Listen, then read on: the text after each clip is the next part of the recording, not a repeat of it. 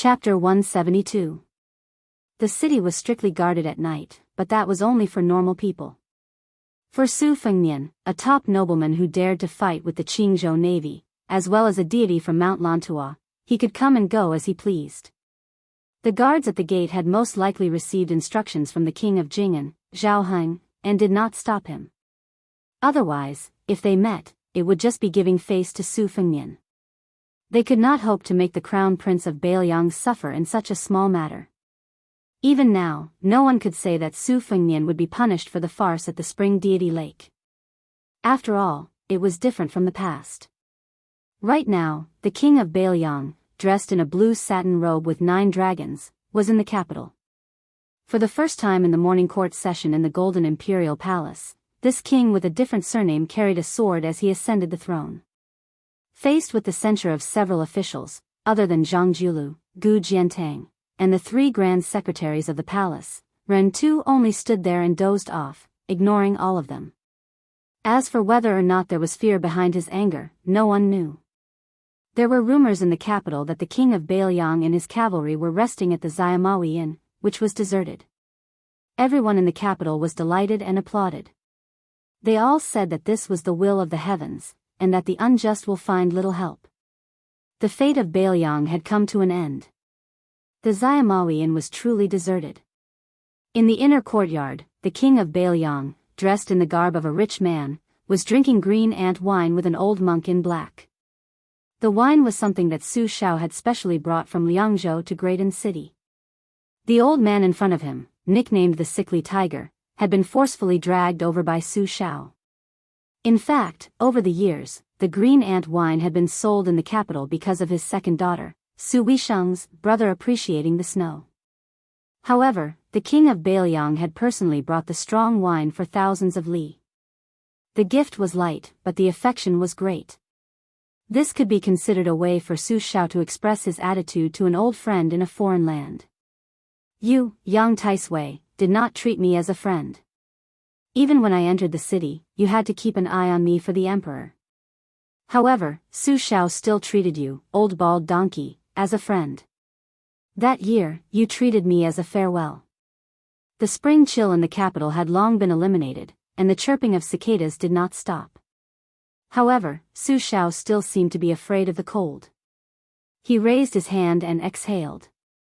He sighed and said, "When I left the capital, I remembered that the dynasty had 1,864 posthouse stations. Now that so many countries have been annexed, can there still be half left?"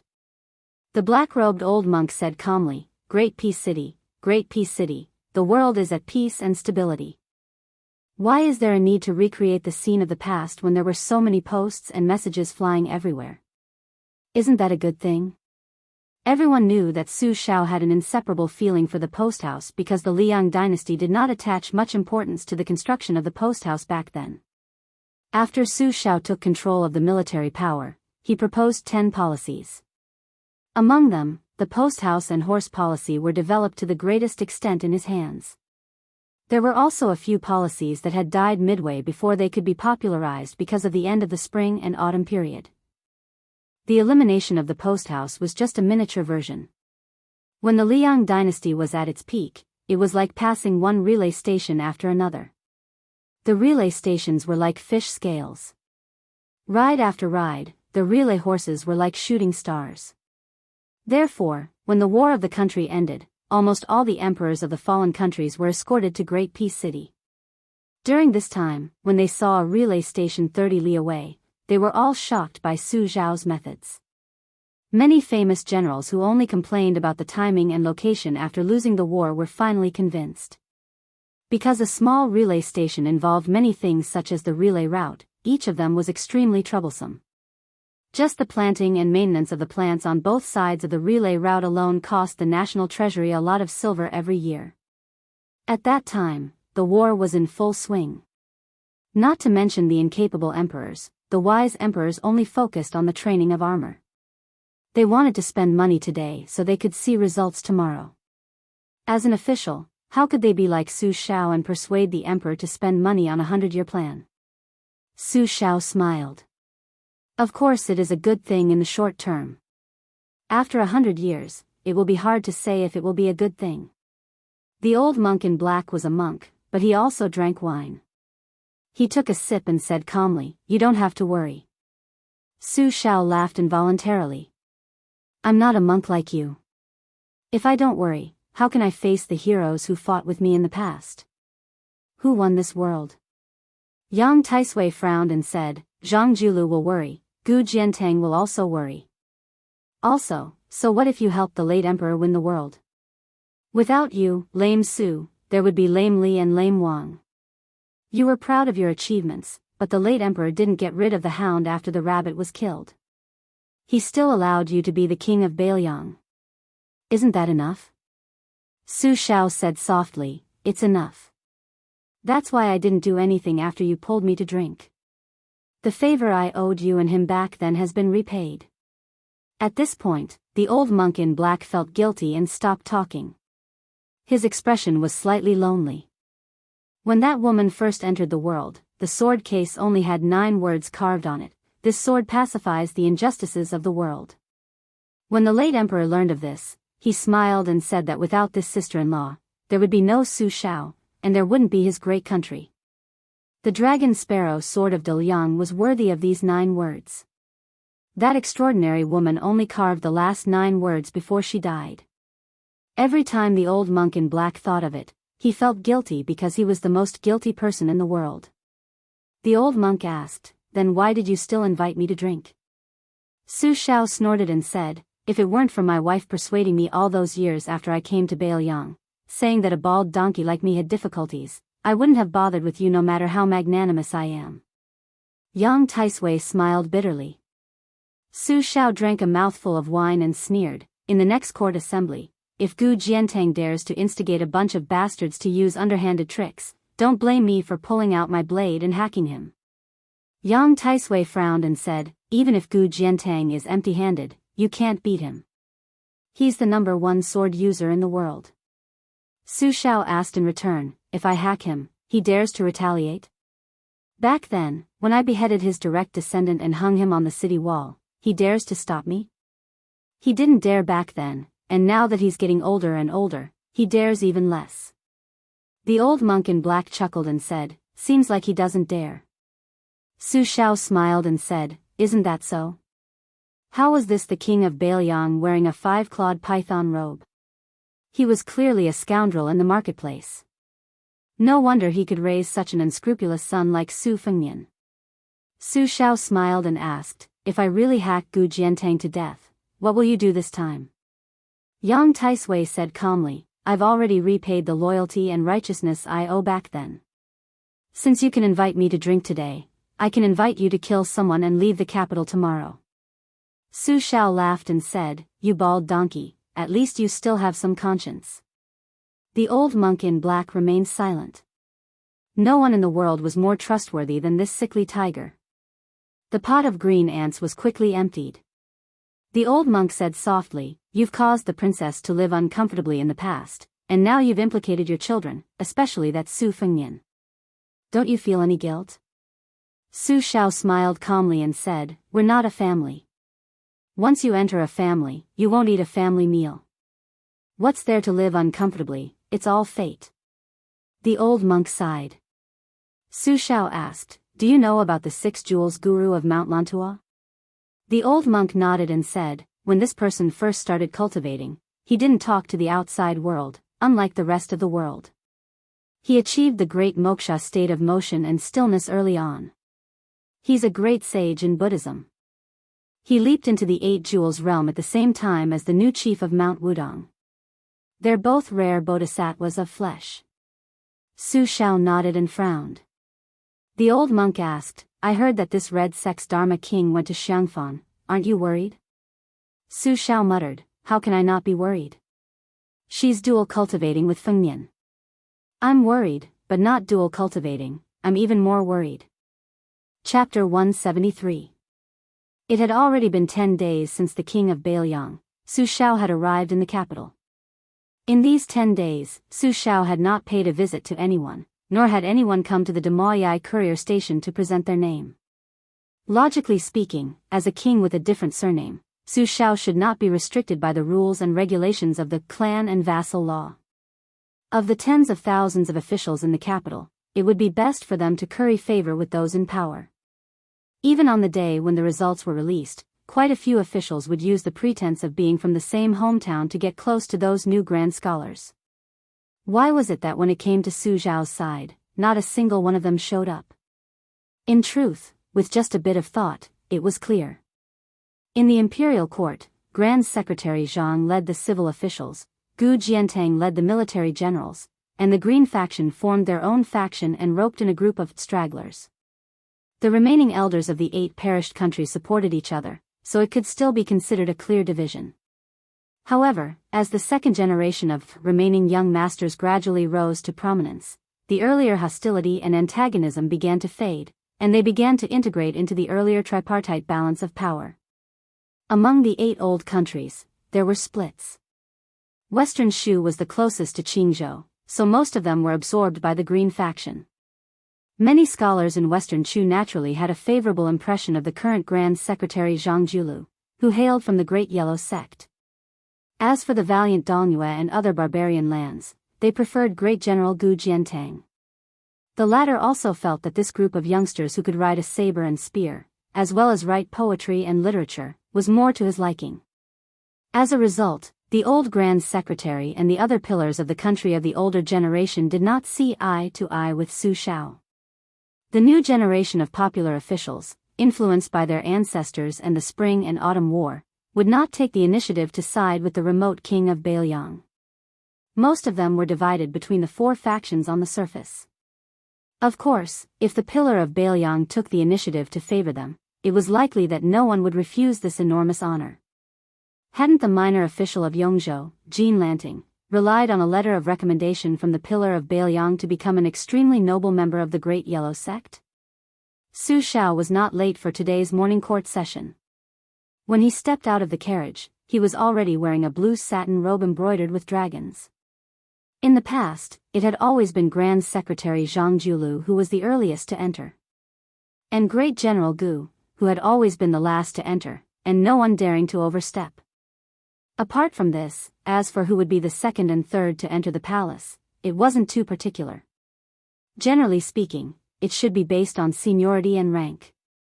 However, as the struggle between the factions in the court grew increasingly intense, it became increasingly unruly. The Gu faction was mostly martial artists, and they looked down on the remnants of defeated and perished countries.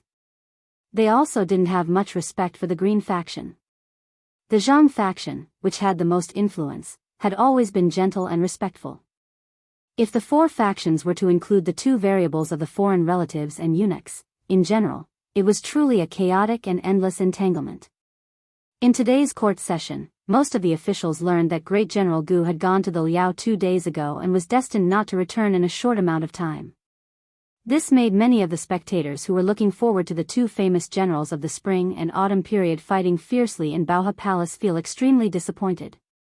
Perhaps because the group of tigers had no leader, the Gu faction, who were originally used to being unreasonable and fighting to enter the palace, was extremely low-key today, not in a rush to pass South Tianmen. They only eyed the old cripple in the blue satin robe covetously. The Gu faction didn't make a move. The Zhang faction, because Grand Secretary Zhang stood at the door with his hands in his sleeves, as if waiting for someone, also didn't enter the palace. Known as Zhang faction's trusted civil official and conscience, the newly promoted Wuying Palace scholar Wen Shouxin, stood next to the Grand Secretary. His forehead was covered in sweat, because the Grand Secretary didn't enter the palace. In front of him, a hunchbacked old man was currently walking over. The embroidered robe Su Shao chuckled and asked, "Scholar Wen, why aren't you carrying a coffin to court today?" Wen Shouxin still had some courage and insight. With a heavy cold snort, he didn't pay any attention to the mockery and ridicule. Earlier, he had his old servant carry a coffin to court to ask for death, impeaching the king of Biyao, Su Shao, for the 10 great capital crimes, begging the emperor to pay with his life, only asking for Su Zhao's death. It could be said to be a magnificent feat. Which of the officials and common people of the capital didn't raise a thumb? Originally, Some of the colleagues within the Zhang faction who had been silently criticizing him for being promoted to Wuying Palace Scholar also became completely silent, tacitly agreeing with Grand Secretary Zhang's arrangements. The Zhang faction's influence was the most profound and vast, so if they lost anyone, they wouldn't lack anyone. As a result, the internal strife was often the fiercest. Zhang Julu surprisingly didn't care too much about this type of internal strife. As long as it didn't touch his bottom line, he never interfered. During these years, only a few people were expelled from the Zhang faction, their fates all dismal. If they weren't banished to the border, then they would never be employed again.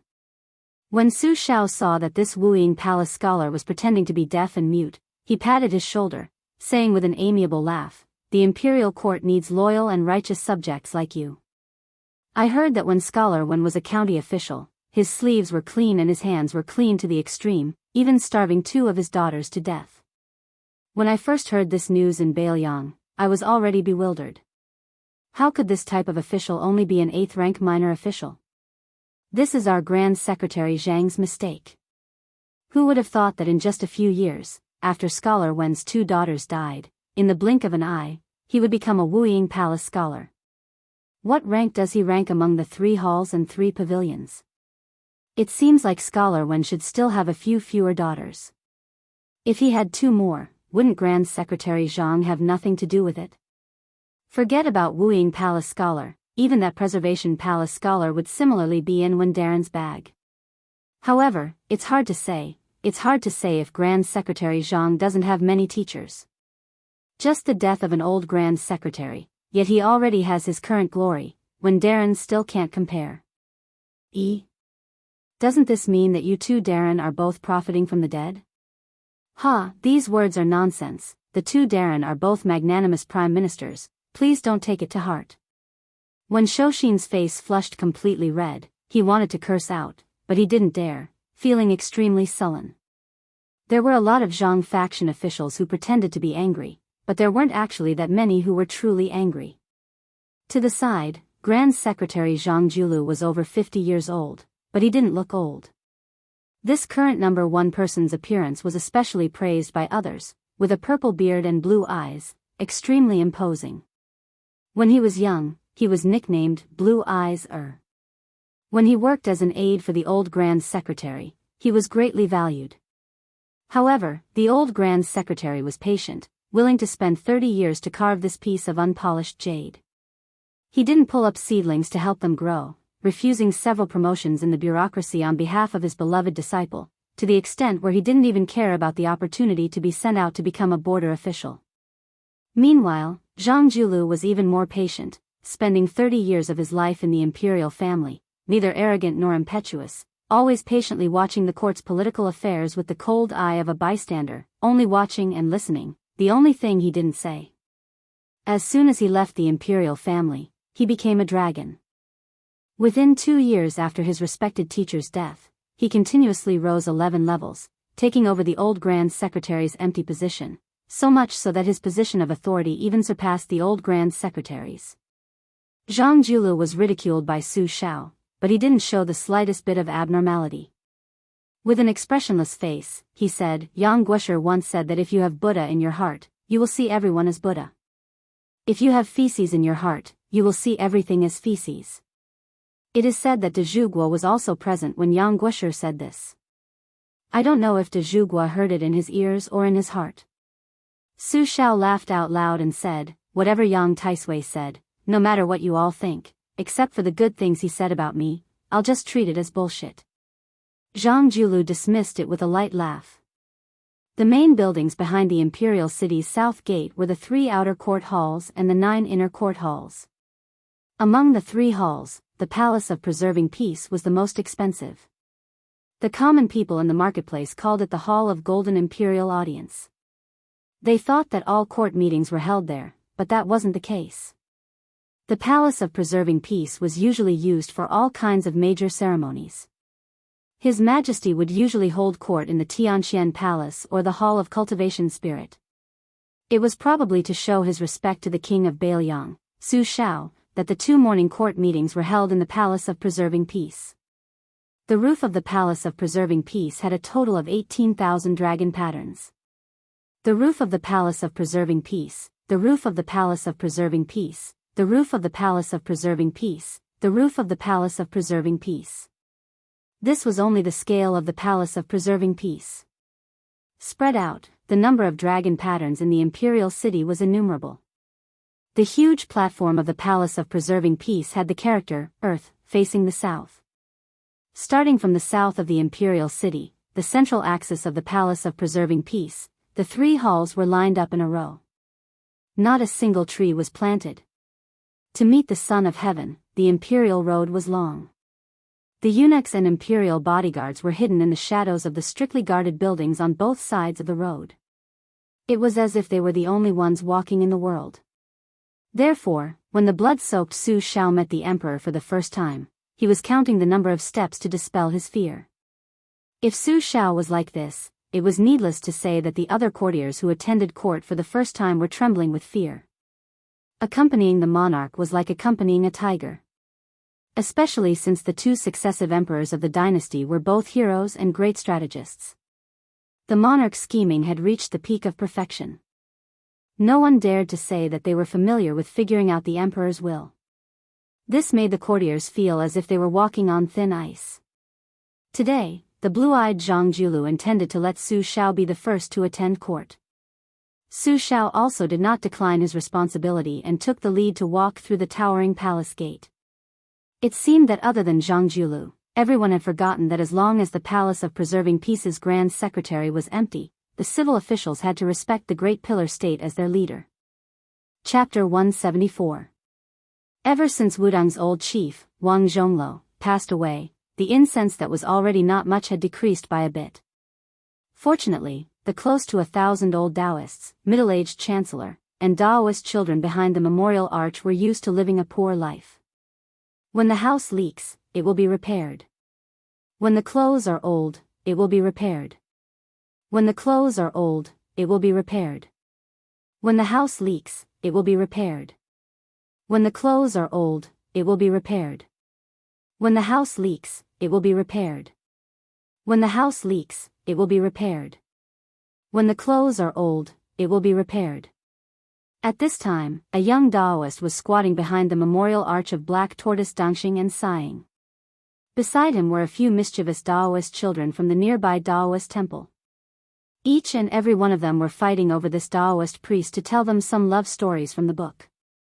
This story was much more interesting than the Taoist scriptures, but it was a bit too desolate. Why didn't the men and women in the story have a good ending?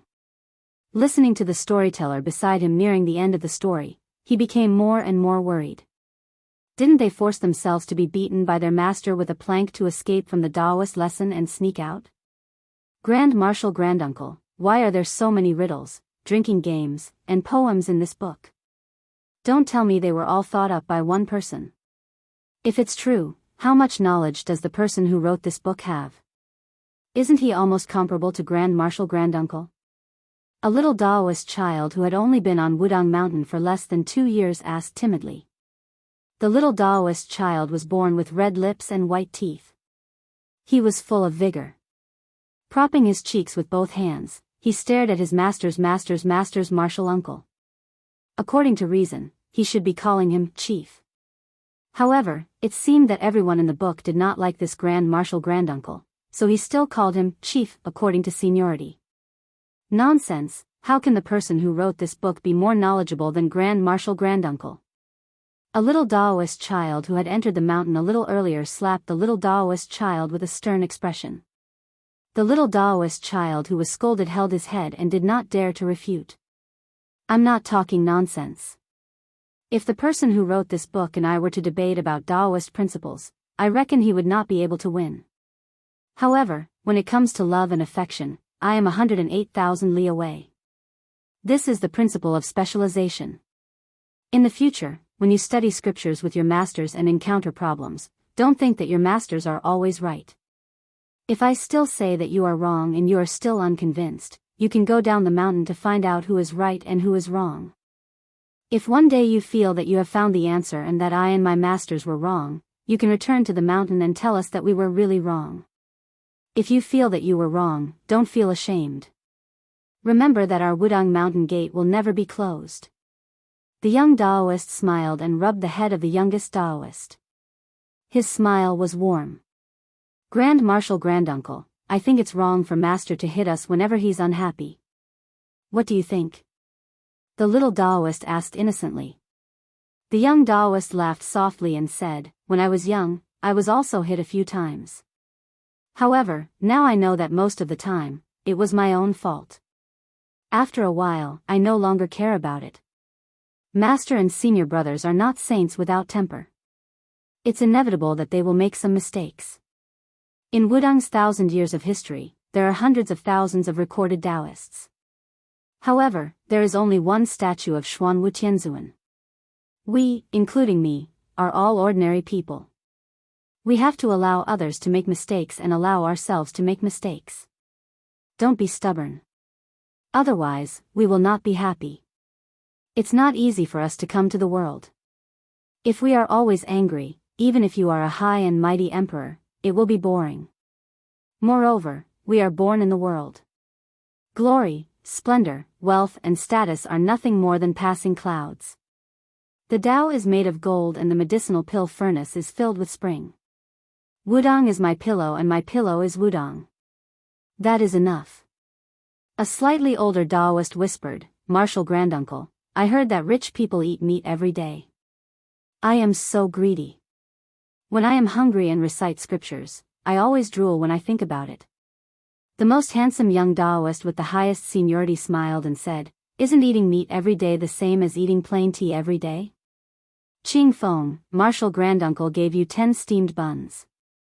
You were the first to taste it. How does the 10th steamed bun taste? The young Daoist named Ching Feng said with a bitter face, 10 steamed buns. I am stuffed to death. The young Marshal Granduncle laughed and said, That's right. It is the same principle on the mountain. Senior brother sect leader said that it is better to have a high heart than a high Tao. If we are greedy, there will be no end. Before ancestor Lu ascended to immortality, he hung a sword on Nangong Yuejiao's head. Do you know what is the most powerful part of that sword? I heard from Master that the sword can fly for 1,000 miles. It must be to slay demons and eliminate devils. The young Marshal Granduncle listened with a smile and did not say anything. When it was quiet, he said softly, Ancestor Lu seemed to have left behind the 3-foot sword, but in reality, he left behind the Tao root and Wudang. He taught us to use the Qing Feng sword to cut away worries, greed, anger, and lust. Lust?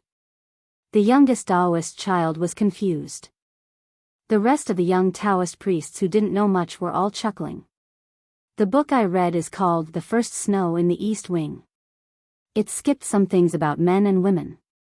The young Marshal Granduncle said with a smile. Does Grand Marshal Granduncle have lust? The little guy asked. Without waiting for the Marshal Granduncle to reply, the little guy was beaten up by the senior brothers and junior uncles.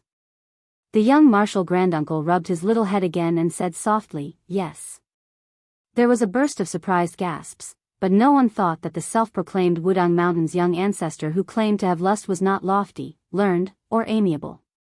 The young Marshal Granduncle laughed and said, It is not a bad thing to know that you are not good. This is the same as us Taoists seeking the Tao of heaven. You know that it is not in my hands, so you want to seek the Tao. Marshal Granduncle, you still haven't sought the Tao? A young Taoist asked nervously. It is hard to say. The young Marshal Granduncle said honestly. At this time, a group of old pilgrims from Yongzhou finally walked more than 10 li of the divine path.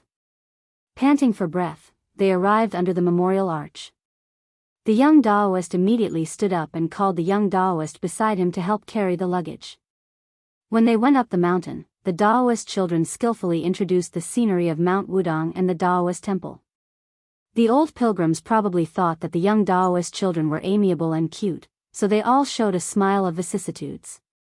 They walked and stopped, and their tiredness gradually disappeared. The young Marshal Granduncle knew that the younger generation would not be able to accompany them to the top of the mountain, so he let them go down the mountain first and picked up all the luggage alone. The old people felt apologetic, so the young Taoist, who did not speak much along the way, smiled and said it was nothing. The old pilgrims saw that he went up the mountain like moving clouds and flowing water, with an indescribable magical style. It really did not seem like he was pretending to be relaxed, so they felt a lot more relieved. Without the young Daoist children, the old pilgrims finally asked a slightly sensitive question, which could not be avoided from the old and new Wudang mountain. The last time this group of old pilgrims from Yongzhou came to Wudang was more than 10 years ago. This time, it was almost the last time in their lives that they would climb the mountain to burn incense. Most of them did not have a bad impression of Wudang, but their families' descendants were more willing to go to Mount Longhu. Their bodies could not walk, but their words revealed that if they were 20 years younger, perhaps they would really go to Mount Longhu, which produced 3 state teachers in succession. When the young Taoist priest who was carrying a lot of luggage heard this, he did not say anything. He only smiled and appeared naive. In the eyes of the old pilgrims, this was much more pleasing to the eye than trying to put in good words for Mount Wudang. They slowly climbed up the mountain. When they were close to the peak, they met an old Taoist priest who was sitting and looking at the sea of clouds. The old Taoist priest finally recognized the young Taoist priest who was carrying heavy luggage up the mountain. He quickly got up and bowed respectfully, saying, "Greetings to the chief." The young Taoist priest smiled and nodded, which could be considered a greeting. The dozen or so old pilgrims could not believe their ears. They all looked at the young Taoist priest who had accompanied them all the way and listened to how Mount Longhu was and how cold Mount Wudang was. They had indeed heard that the chief of Mount Wudang was surprisingly young. The main reason they came to Mount Wudang to burn incense was that they hoped to meet the new chief. They wanted to take a few glances at him from afar. It would be good to get some immortal air. No matter how Mount Wudang had declined in the past 100 years, it was still the ancestral court of Taoism that had once suppressed Mount Longhu. With the immortal Wang Zhonglo before them, the pilgrims still regarded the new chief as an immortal from the bottom of their hearts. But why is this young immortal carrying the luggage of us old men? Chapter 175.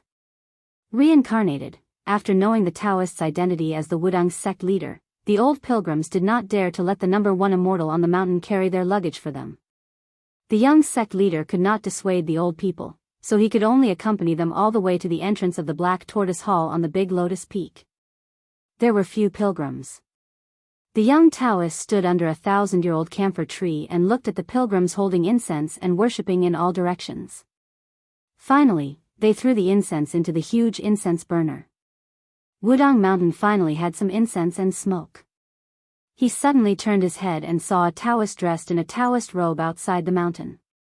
He held a white-tail horsetail whisk in his hand, and his hair was tied up in a bun made of boxwood. His expression was solemn as he slowly walked through the door. There was no dust on his body. Just by looking at his immortal aura, even the Wudang sect leader under the camphor tree seemed to be far inferior. The young Taoist slightly bowed to the uninvited guest. The slightly older Taoist ignored him and only looked into the Black Tortoise Hall. He could vaguely see the magnificent statue of Jianghu Great Emperor in the hall. The statue was several feet tall, with long hair and bare feet.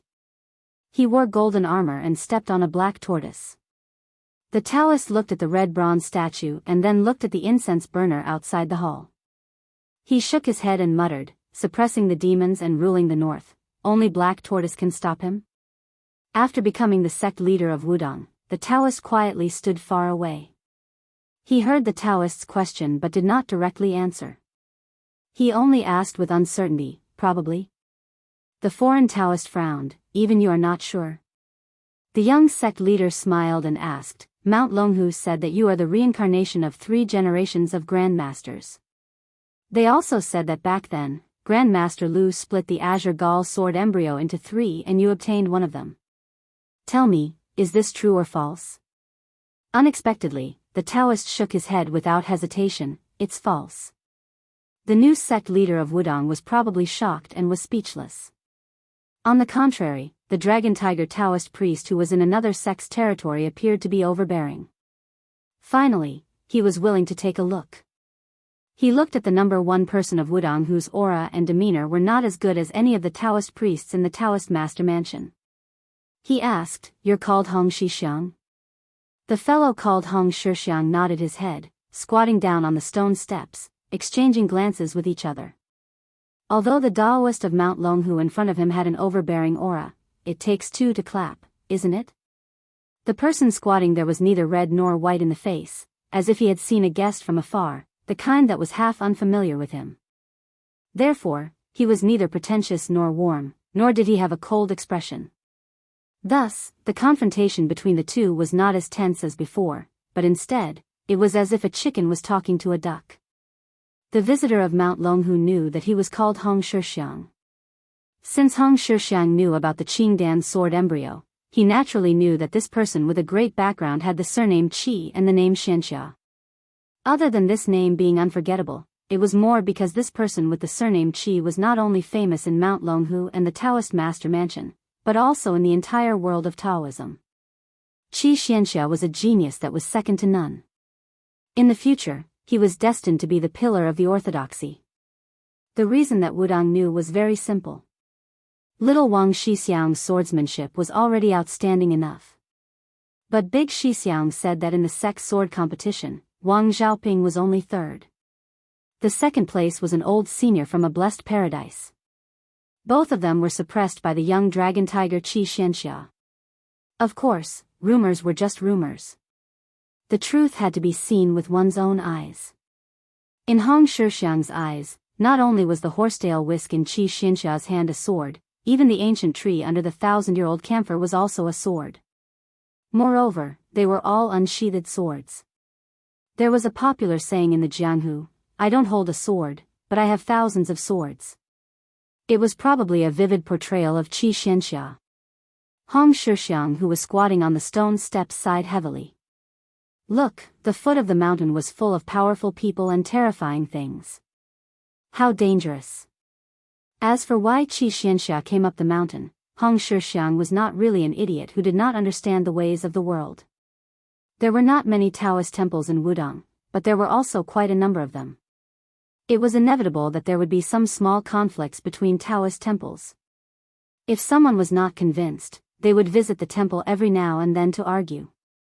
In private, if the young Taoist lost in words, they would use their fists to reason. When he was young, he would ride a bull and wander around the mountains. He would always meet some juniors who had arranged to settle this privately, in a secluded place on the mountain. In the past, he was very happy to watch from the sidelines. Now that he was the chief, he could not clap his hands and cheer. He could only wait until the fight was over and then mediate. On Longhu's side, other than Qi Xianxia, no one else was suitable to come to Wudang. The four great Taoist masters were old. Even if they won in a war of words, it would not be glorious. Among the young Taoist masters, Mr. White Lotus was invincible in debate. However, if Hong Shixiang did not care about what Mr. White Lotus said and agreed to it, Mr. White Lotus would probably be helpless. Qi Xianxia was different. Was he really going to fight? Qi Xianxia said that his Qingdan sword embryo was fake. However, no matter how Hong Shixiang looked at it, this guy's edge was hard to resist. Qi Xianxia looked at Hong Shixiang's awkward expression. It did not seem to be fake. Although his state of mind was still calm, he had expected countless situations. He did not expect that the new chief of Wudang would be such an unambitious and irresponsible person. If he did not see Hong Shixiang carrying the luggage for the pilgrims when he went up the mountain, Qi Xianxia would have smashed the statue of Jianghu the great emperor. This was something that could be done with a few strokes of the horsetail whisk. As for whether Wudang and Longhu would become enemies because of this, Qi Xianxia did not care at all. In the Taoist master's residence, for hundreds of years, they had a complicated attitude towards Lu Dongxian. No matter how good Lu Dongxian was in poetry and sword, he was still an old immortal on Wudang Mountain. There were countless immortals in Longhu Mountain, and there were also a few great Taoist masters. However, they did not seem to be as approachable as Lu Dongxian. Qi Xianxia had long felt that compared to Lu Dongxian, the Taoist masters in Longhu Mountain's Zhao family's genealogy were more like clay statues in a Taoist temple. They were rigid and distant. They could not drink heroic wine or write soaring poems. They only looked high and mighty. Chapter 176. For a moment, the atmosphere outside the Hall of True Martial Arts was a bit cold. The older Taoist priests kept their distance. Only a few naive and ignorant little Taoist children gathered together to criticize the foreign Taoist priests. In the eyes of these children, whether the young martial granduncle was the leader or not, he was still the number one in the world. Wasn't the king of Biyao His Royal Highness domineering enough? Wasn't he still subdued by the martial granduncle? Of course, this was mostly because they hadn't seen the scene of Su Fengnian beating up Hong Shixiang. But then again, even if they had seen it, the little Taoist children would only think that the martial granduncle was magnanimous and didn't lower himself to the same level as ordinary people. Qi Xianxia took the initiative to ask, was the deed of thorough comprehension written by you? Was it not written by your senior brothers? Hong Shixiang didn't answer the question. There's nothing to entertain on the mountain, I'll give you one later. Qi Xianxia frowned. Hong Shixiang suddenly asked, is the scenery of Jiangnan good? Qi Xianxia was silent. Hong Shixiang asked, I heard that Longhu is quite close to Huding County, the weather there isn't cold, right? Qi Xianxia seemed to be annoyed by this kind of boring question. His tone became colder. Why don't you go there yourself? This time it was Hong Shixiang's turn to be silent.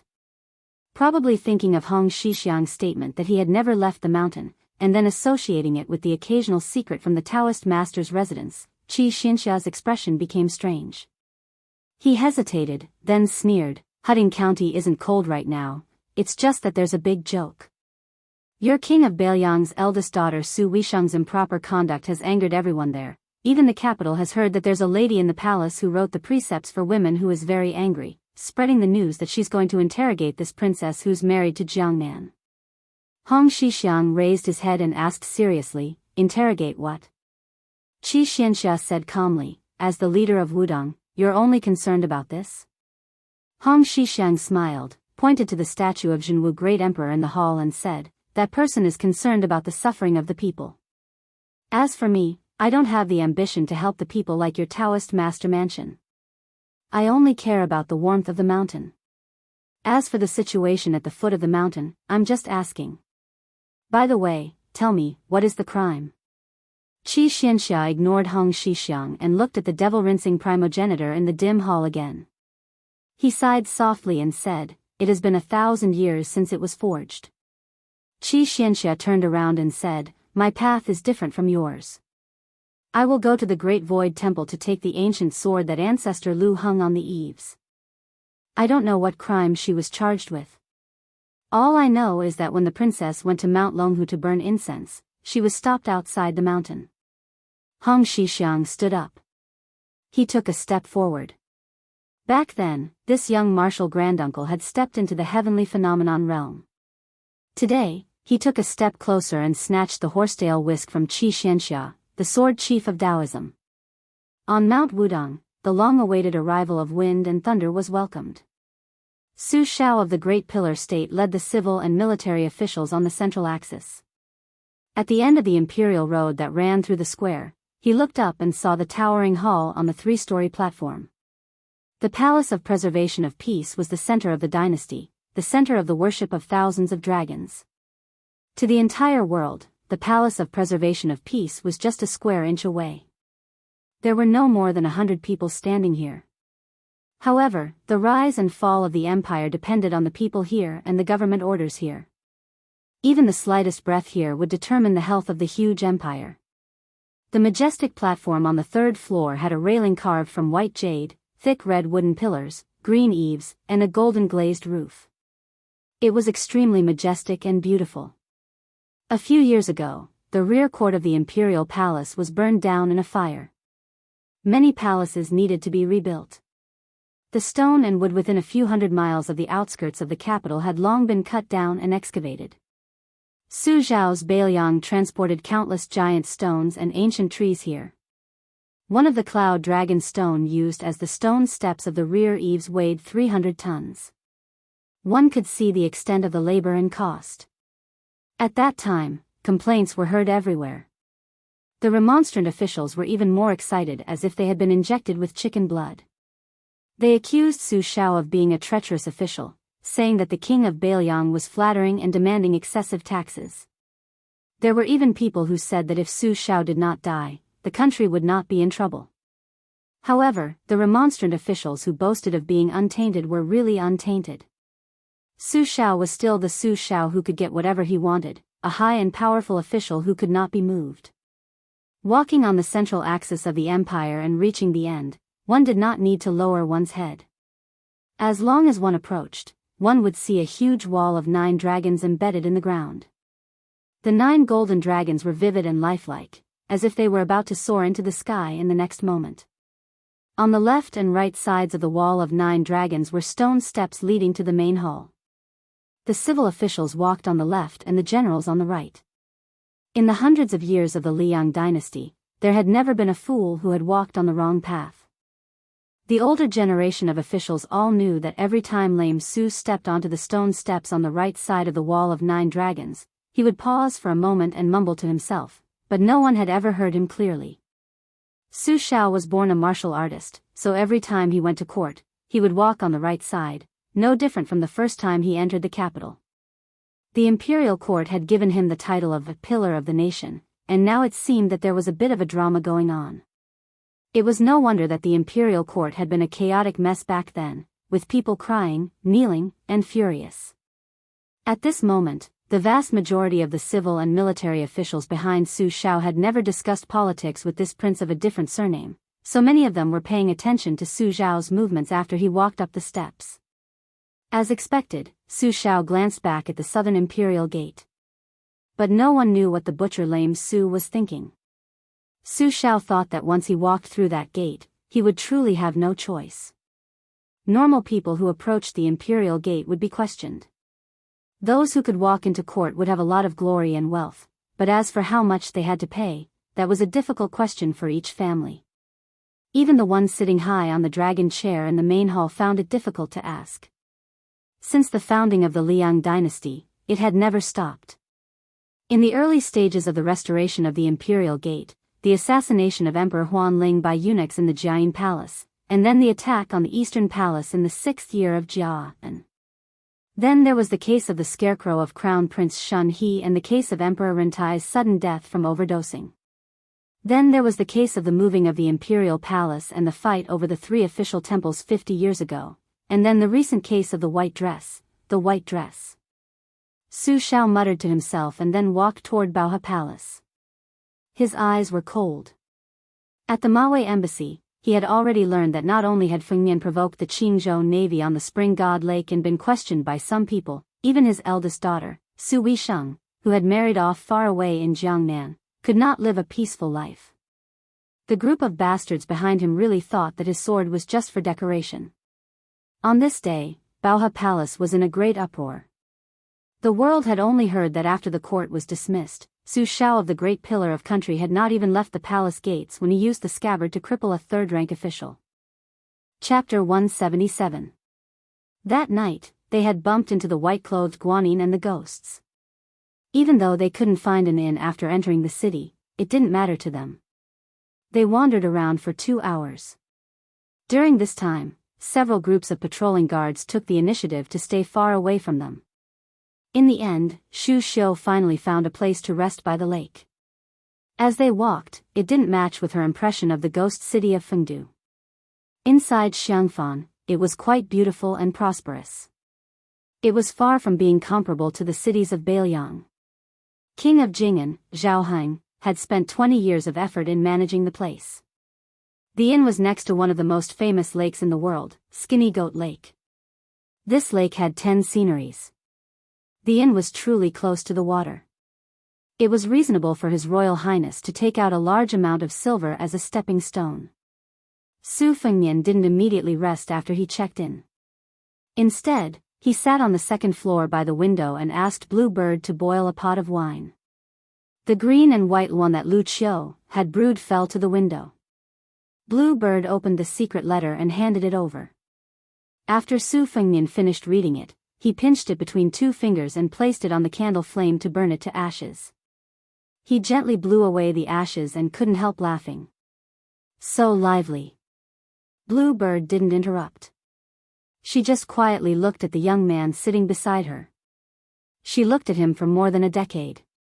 She also looked from a girl to a young girl to a woman. As a servant girl in the prince's residence, she didn't seem to work hard without complaint. Furthermore, the female servants in the manor were quite willing to work like cows and horses for His Royal Highness. As for Blue Bird, she didn't like to speak. Even when she smiled, she was reserved. As a result, she always gave people the feeling that she was like a piece of snow but as hard as iron. She wasn't as likable as the head servant girl of Wudong Garden, Sweet Potato. Su Fengnian had interacted with Blue Bird and had long become accustomed to this kind of self-talk. He very naturally continued to talk and laugh. The letter said that Su Xiao finally made a move. Outside of Baohe Palace, he beat a deputy agriculture minister half to death. That guy really doesn't have good eyesight. In the palace, not only did he talk about me playing around with the Jianghu Navy, he also brought up a pot that didn't boil and said that my eldest sister's conduct was improper. If it were me in the palace, I reckon I wouldn't have the patience to walk out of the throne room. We need to quickly go to Gangnam-do and see my eldest sister first. Then we can immediately go see my second sister in Huang Manor. Eldest sister always says that Jiangnan's water and soil are good and that it has raised a street full of delicious girls, like baskets of green vegetables and radishes. I don't know if this is true or not. Blue Bird's smile was somewhat helpless. In fact, the stool was right in front of her, but she was still standing. She was very content. Su Fengnian drank a mouthful of wine and said with a smile, the letter also said that the Jianghu is very lively right now. The civil, martial, rouge, and other rankings have all been released. The newly released top 10 masters of the martial arts rankings is still Wang Xianji. The position that Wudong's old chief vacated was given to a guy who didn't have any reputation before. He's a machete man from Beimang. I'm very curious as to where these rankings came from. It must be some well-informed fellow who dares to release these rankings. That old manly beside us has just come out of the Tide Listening Pavilion and he's already on the rankings. However, he's only ranked 8th, one place lower than that machete man. It's scary. The old god of swords may be one-armed, but he's made a lot of noise every time he fights. I really can't imagine how shocked the immortals and monsters ranked above him are. Sometimes when I look at the embroidered winter-spring thunder, I feel a little discouraged. I admit that I'm already very lazy when it comes to practicing the blade, but why do I always feel that I'm miles away from these guys? They say that once you enter a noble family, you'll be as deep as the ocean. I think it's better to change it to entering the Jianghu. Those who aren't on the rankings want to enter the rankings, while those who are on the rankings want to be in the top 3. Blue Bird, do you think I'll go crazy one day and try to be number 1? Back then, my second sister didn't want me to practice the blade because she was worried about this. Was she afraid that I'd go crazy one day and not care about anything else? Blue Bird hesitated. She wasn't willing to speak clearly. She only spoke in a small roundabout way. Practicing martial arts is always good. Su Fengnian rarely thought deeply about Blue Bird's past. First, they had known each other since they were young. Second, Blue Bird was not a complicated woman. Although Blue Bird was not as close as Sweet Potato in Wudong Garden, Su Fengnian believed that in private, the servant girls in the courtyard would be more willing to talk to Blue Bird about boudoir. Of course, these kinds of boudoir conversations were not about the love affairs of ordinary families. They were about the matters of the military and the state. Biyao Palace was a place filled with swords and spears. Even the servants were stained with the arrogance of the imperial court. Since Su Xiao could be called the second emperor, then the Biyao army was like a small imperial court. In this way, what difference was there between the prince's manor and a small imperial palace? It was just that Su Xiao never admitted these sensitive facts. Su Fengnian stroked the pair of scabbards embroidered with winter and spring thunder and suddenly laughed. Blue Bird smiled. Su Fengnian retracted his fingers as if he had been caught in bed. Although His Royal Highness had 2 sisters, when it came to telepathy, it was like a worm in his stomach. Just now, when he touched the scabbards, he remembered that the pair of scabbards on the table were White Fox's beloved personal items that she had worn for many years. When he touched them, he always felt that he was indirectly touching White Fox's face. This really made Su Fengnian feel strange. He didn't have a fetish for cutting off sleeves. It was really because White Fox's face was too beautiful. Who was the champion of this rouge review? Wasn't it Nangong Puj who was a man? When the mysterious rouge house of Yunshan evaluated beauties, they would usually add more than 100 words to the beauty of the women on the list. Only Nangong Puj was not mentioned in detail. They did not even mention his gender. When Su Fengnian first got the result, he laughed out loud. He thought that if the world knew that this guy was actually a man, would the woman behind White Fox's face be angry to death? At this moment, Su Fengnian loved the house and its crow. He was very curious about the woman on the list who was evaluated as not inferior to Nangong. He wondered why he had to meet her during this trip. Since White Fox's face was a man, he couldn't be his sister-in-law. Besides, he was doing closed-door training in the Tide Listening Pavilion, so there was no need to snatch the Biyao. However, Qin Yu, who was evaluated as not inferior to White Fox's face, just happened to snatch back the Biyao and give it to his brother, Huang Man. It was not a joke when he said that he would find a wife for Long Xiang in the early years. Su Fengnian got up and said, "Let's go to the lake." Outside the door, Lu Yangshu and the other two retainers took turns to keep watch. At this moment, it was Big Sword Lu Qiantang who was on duty. He silently followed behind the master and retainer. Lean Goat Lake was famous all over the world. In terms of scenery, Lean Goat Lake could be said to be the best in the north and south. There were more than 100 famous scenic spots in the annals of history. Back then, the selection of the 10 sceneries of Lean Goat Lake caused a big fight among the literati. They all had their own praises and fought until their faces turned red. In the end, the Grand Chancellor of Shangyin Academy came forward and gave the final word. Su Fengnian walked on the horse-riding embankment with Blue Bird. The name of the embankment came from the idiom, looking at flowers while riding a horse. The two sides of the embankment were full of flowers. It was brilliant every spring and summer. Su Fengnian, who had nothing to do, picked up the winter embroidery knife and teased the embankment along the way, plucking countless flowers. Su Fengnian, who was strolling under the moonlight, was bored to death. He casually picked a topic and said softly, "I'm sure the whole city of Xiangfan already knows that I've entered the city." Blue Bird frowned and asked, "Was it King of Jing and Zhaoheng who spread the news? Is he trying to kill someone with a borrowed knife?" Chapter 178. Su Fengnian nodded and smiled, "But if I die inside or outside the city, it will be a headache for Zhaoheng and Zhao Sun. If a descendant of a vassal dies in a city under their jurisdiction, it will be harder to clean up their mess than if they were killed by arrows from the Qing province navy. If I don't add fuel to the fire in the city, I won't be able to determine if the Jianghu people will be able to kill me outside the city.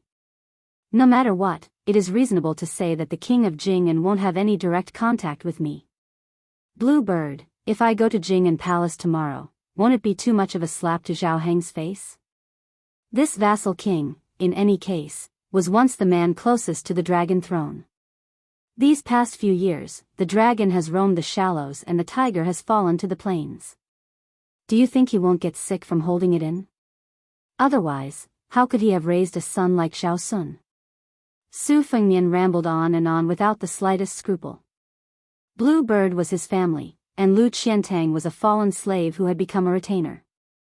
As a martial artist of Jianghu, he wouldn't be as concerned about these rebellious words as an official. As expected, Su Fengnian suddenly glanced at Lu Qiantang, who was only vigilant of the surrounding movements. His expression was meticulous.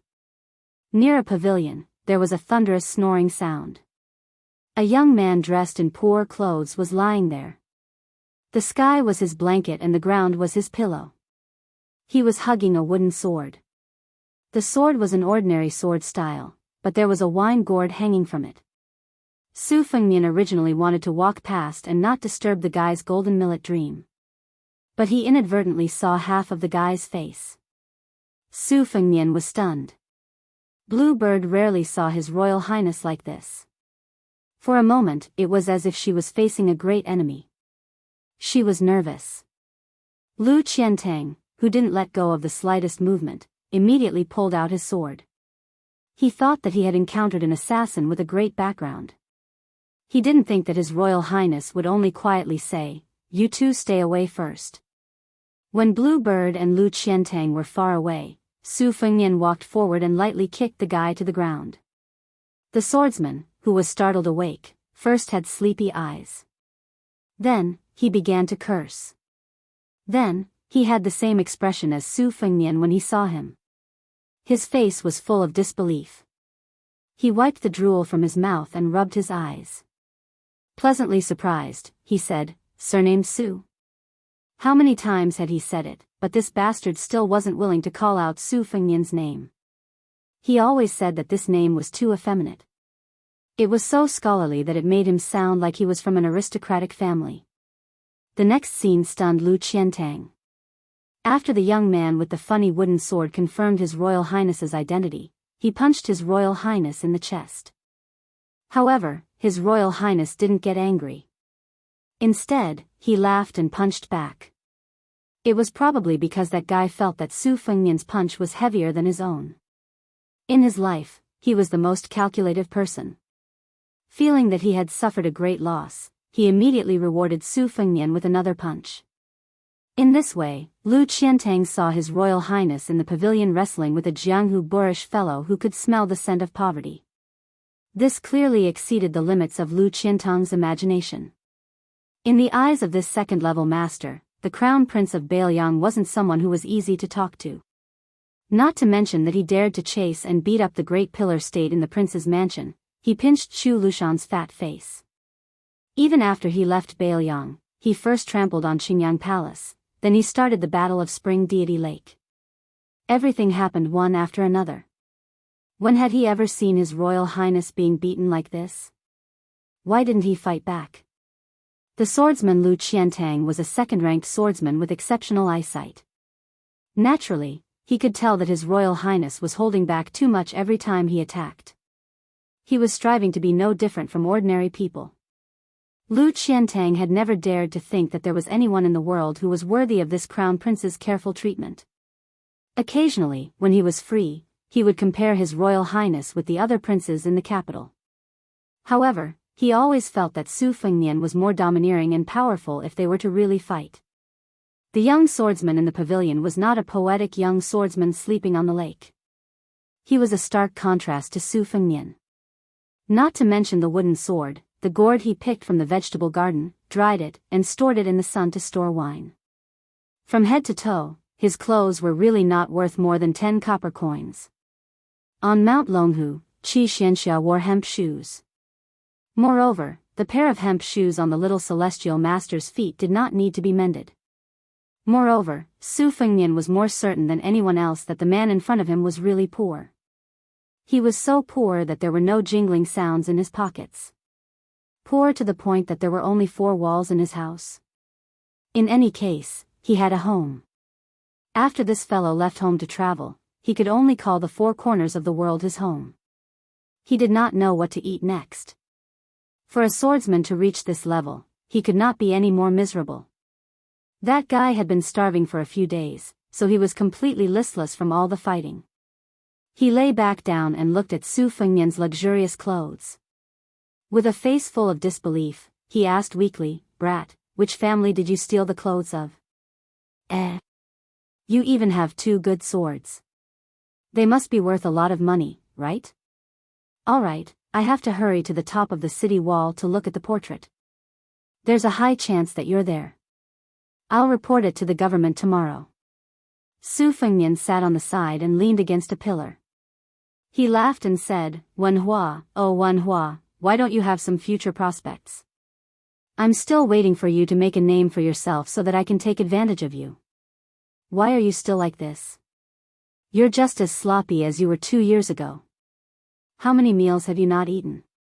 Unsurprisingly, it was the young swordsman who would never be able to make a name for himself.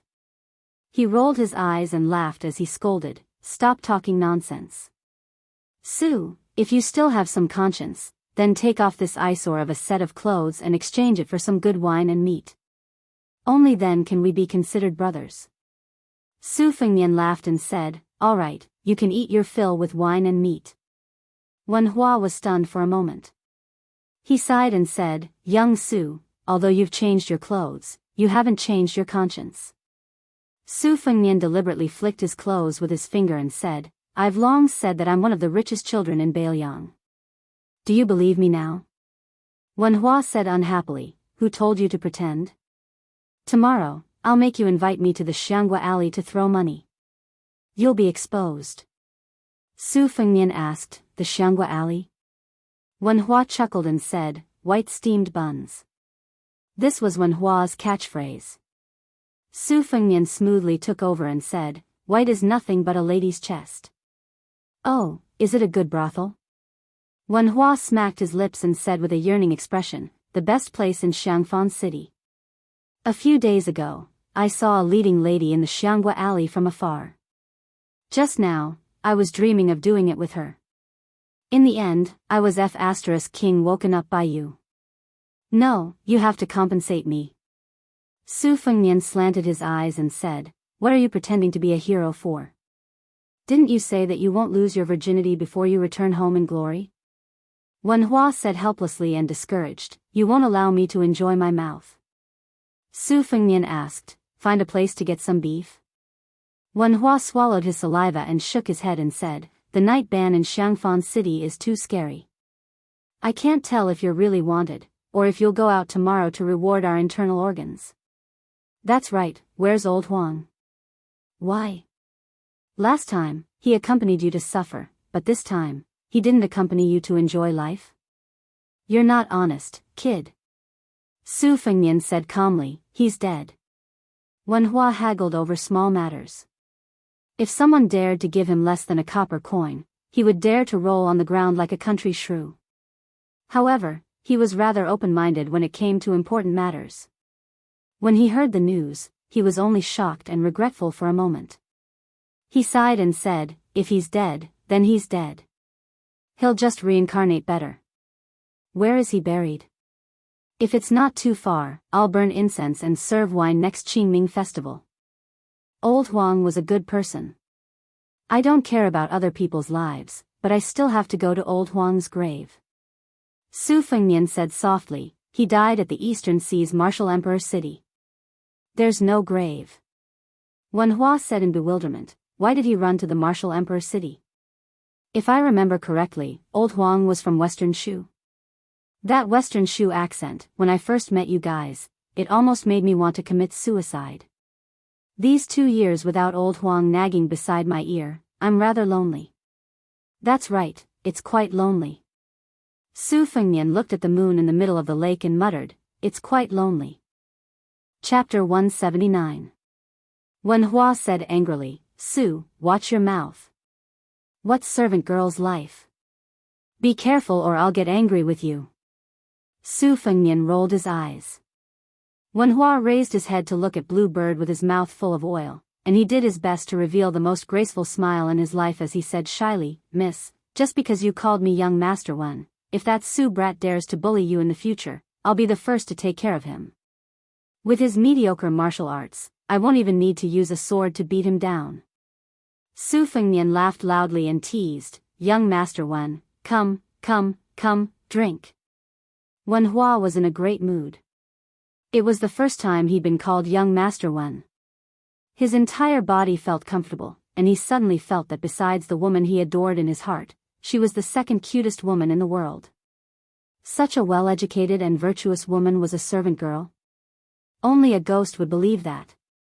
Wen Hua burped, and the remaining wine was carefully poured into his wine gourd. Wen Hua threw a glance at Su Fengnian, and Su Fengnian shook his head. Wen Hua nodded vigorously, causing Blue Bird to be baffled. It was actually Su Fengnian who couldn't dissuade Wen Hua, and he could only awkwardly ask Blue Bird to carry the lunchbox back to the inn first. The two of them ran out of the pavilion like a wisp of smoke, and found a clump of grass near the water. They took off their pants and squatted down at intervals, and their bare buttocks were especially absurd under the moonlight. The two men ruined the scenery like this by taking a dump at Thin Goat Lake. However, if one knew about the hardships of those years, they wouldn't be surprised by the vulgar and despicable actions of this pair of buffoons at this moment. To a nobody like Wen Hua who was crazy poor, the most king happy thing in the world wasn't eating, drinking, and sleeping, but the word shit. Because only when one was full would one have the capital to shit, and this was a very shallow principle. Wen Hua, who was squatting by the lake, exhaled a long breath, and he said leisurely, "Who knows, there might have been some poet or elegant scholar who recited poems here in the past. When I think of this, I feel great." Su Fengmian did not say anything. He believed that King of Jing'an, Zhao Heng, would never have thought that the crown prince of Biyao would urinate and defecate beside the thin goat lake. Wen Hua was slightly bored when he saw Su Fengmian didn't move, and he suddenly smacked his lips in shock.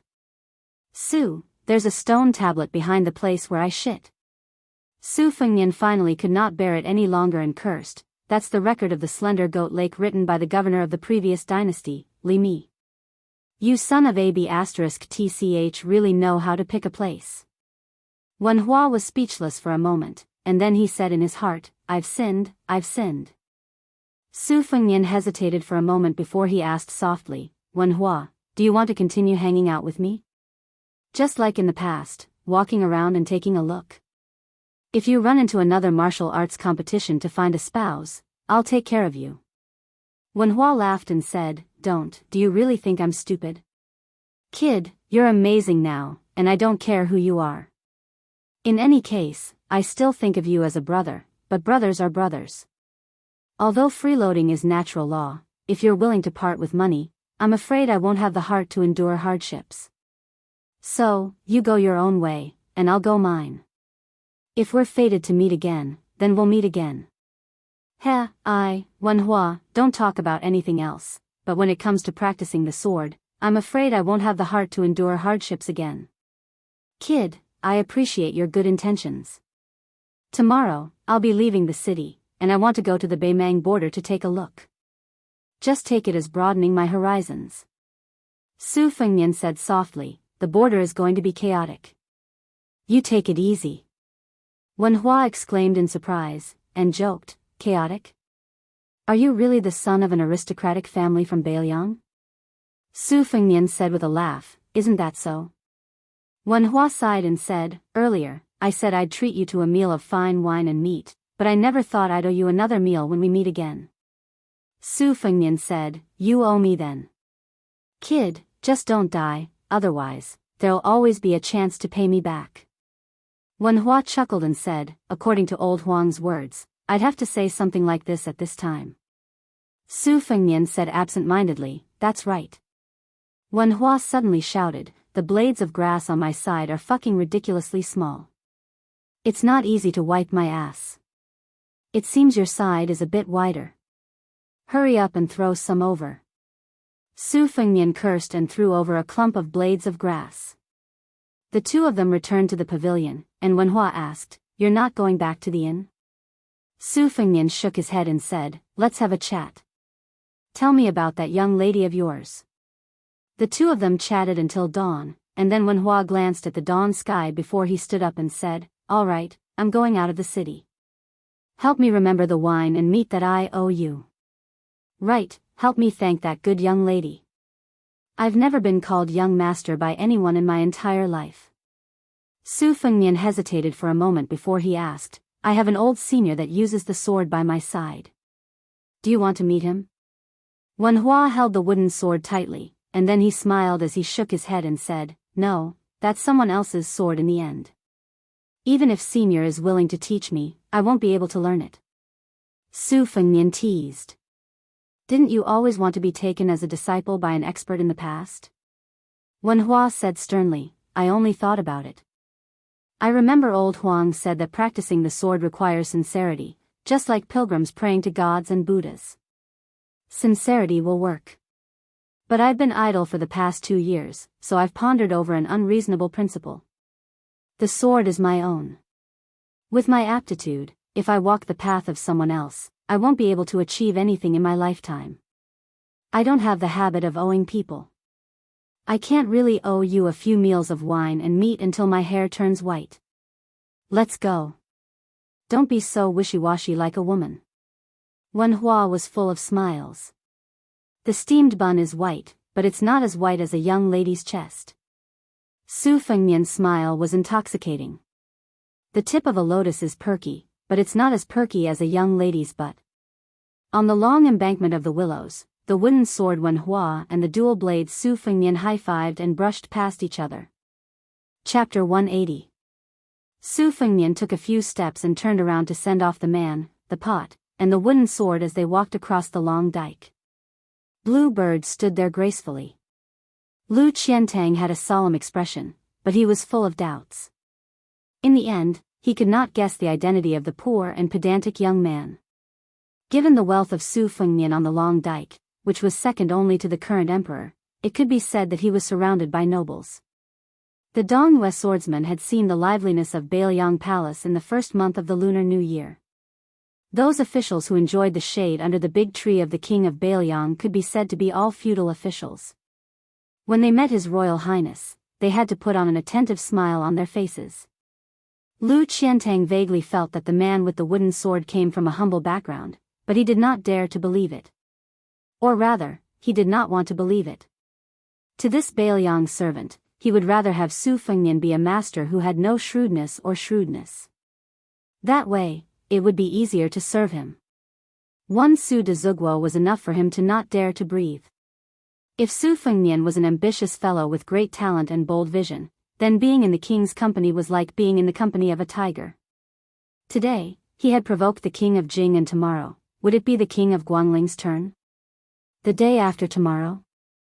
How many years could Lu Qiantang, who still had a great pursuit of the way of the sword, live to practice the sword?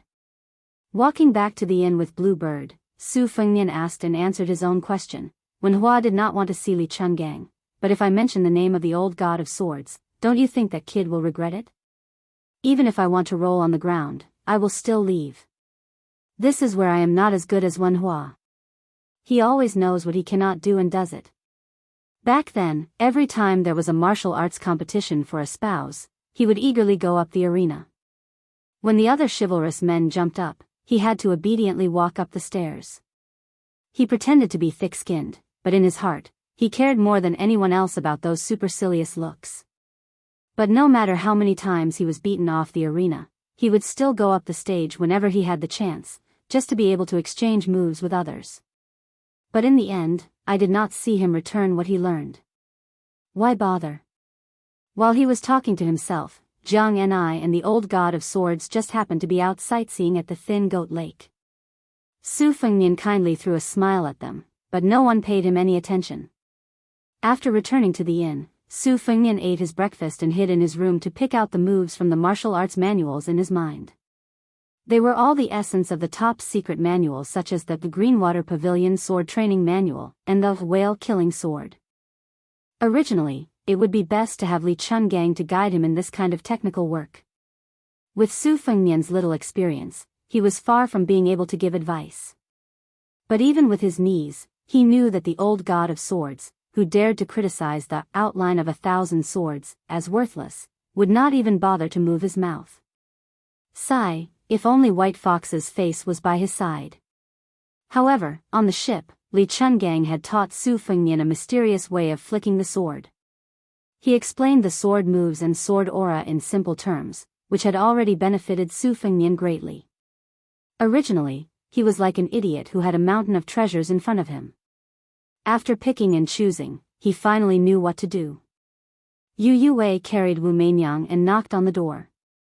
After Blue Bird opened the door, she said that she wanted to go sightseeing. Su Fengnian did not stop her and instructed Xu Xiu and Lu Qiantang to be her attendants. When Yu Yue saw that Su Fengnian had no intention of going out, her expression became gloomy and her interest was somewhat reduced. Su Fengnian saw this and did not change his original intention. Jiang and I did not have time to study, so Su Fengnian had Blue Bird go to the bookcase and pick out a few secret manuals. Among them, there was a secret manual on spear techniques called Arms Sutra, which was rumored to be written by the horse-racing spear Wu Kuang.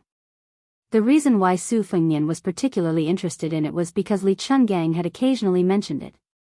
The old sword god took a few glances and asserted that this book was a secret record of the spear immortal Wang Xiu's experience when he was young.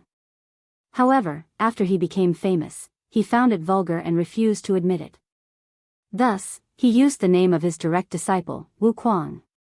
When Su Fengnian flipped through the book, he saw that Blue Bird's expression was abnormal. He asked, "Do you know Wu Kuang?" Su Fengnian was just asking casually. Unexpectedly, Blue Bird nodded her head.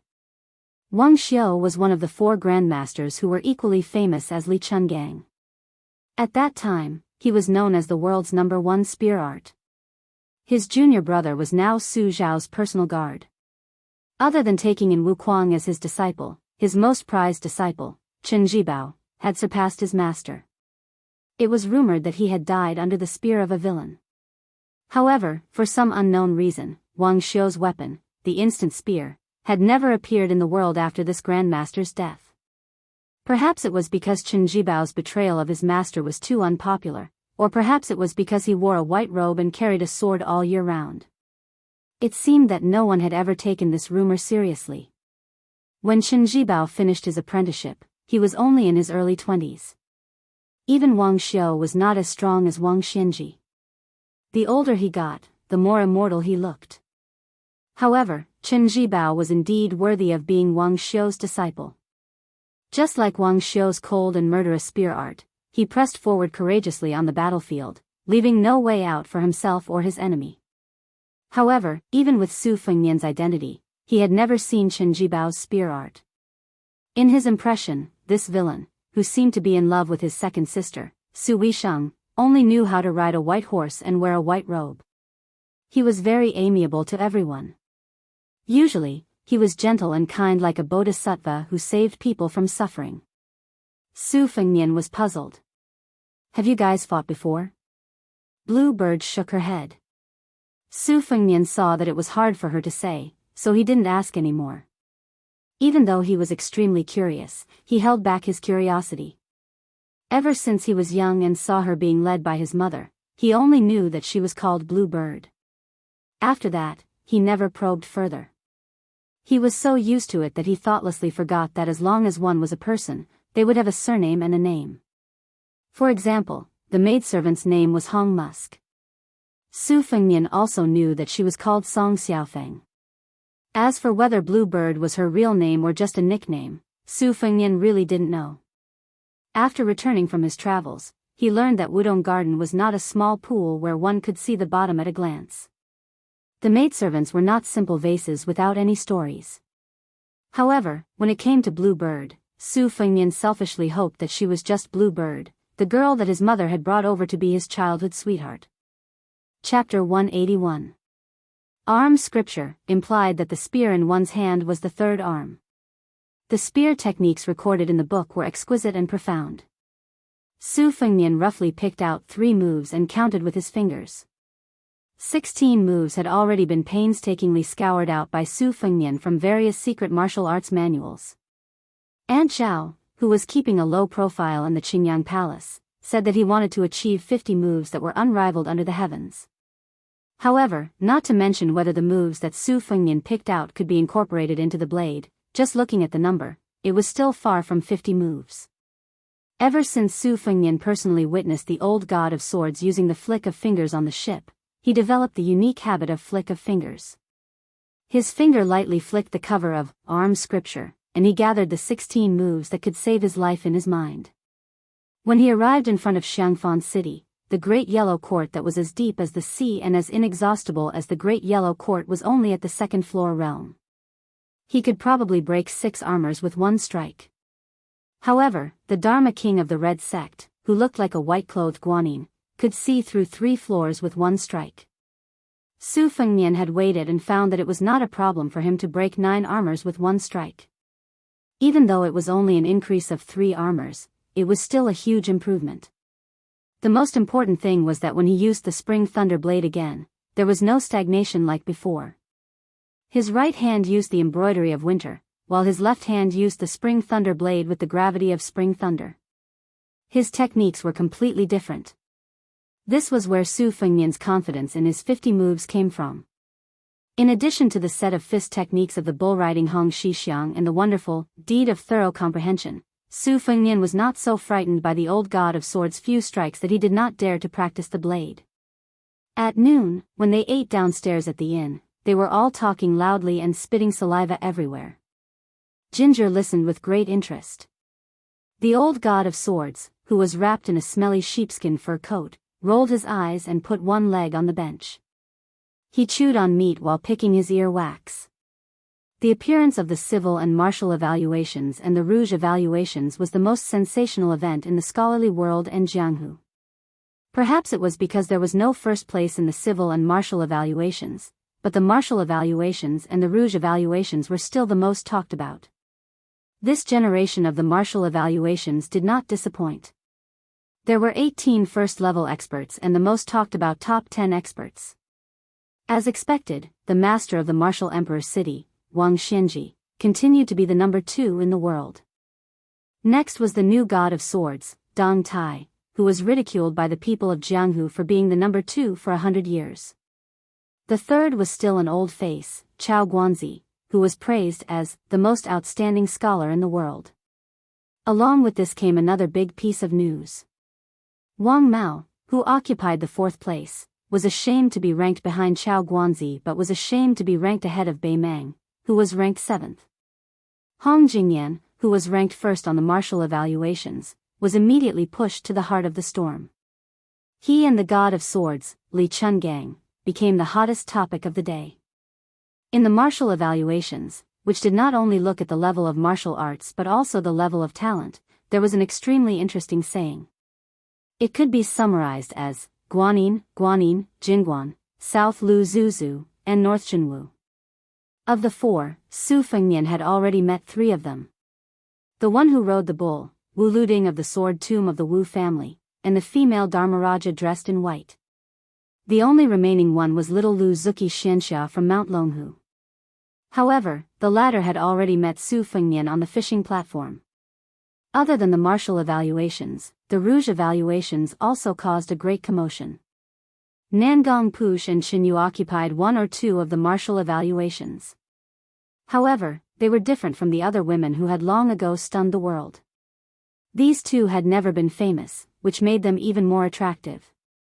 But what Su Fengnian was most proud of was that not only did his second sister make a name for herself in the literature review, she also took the 1st place in the rouge review and vice review.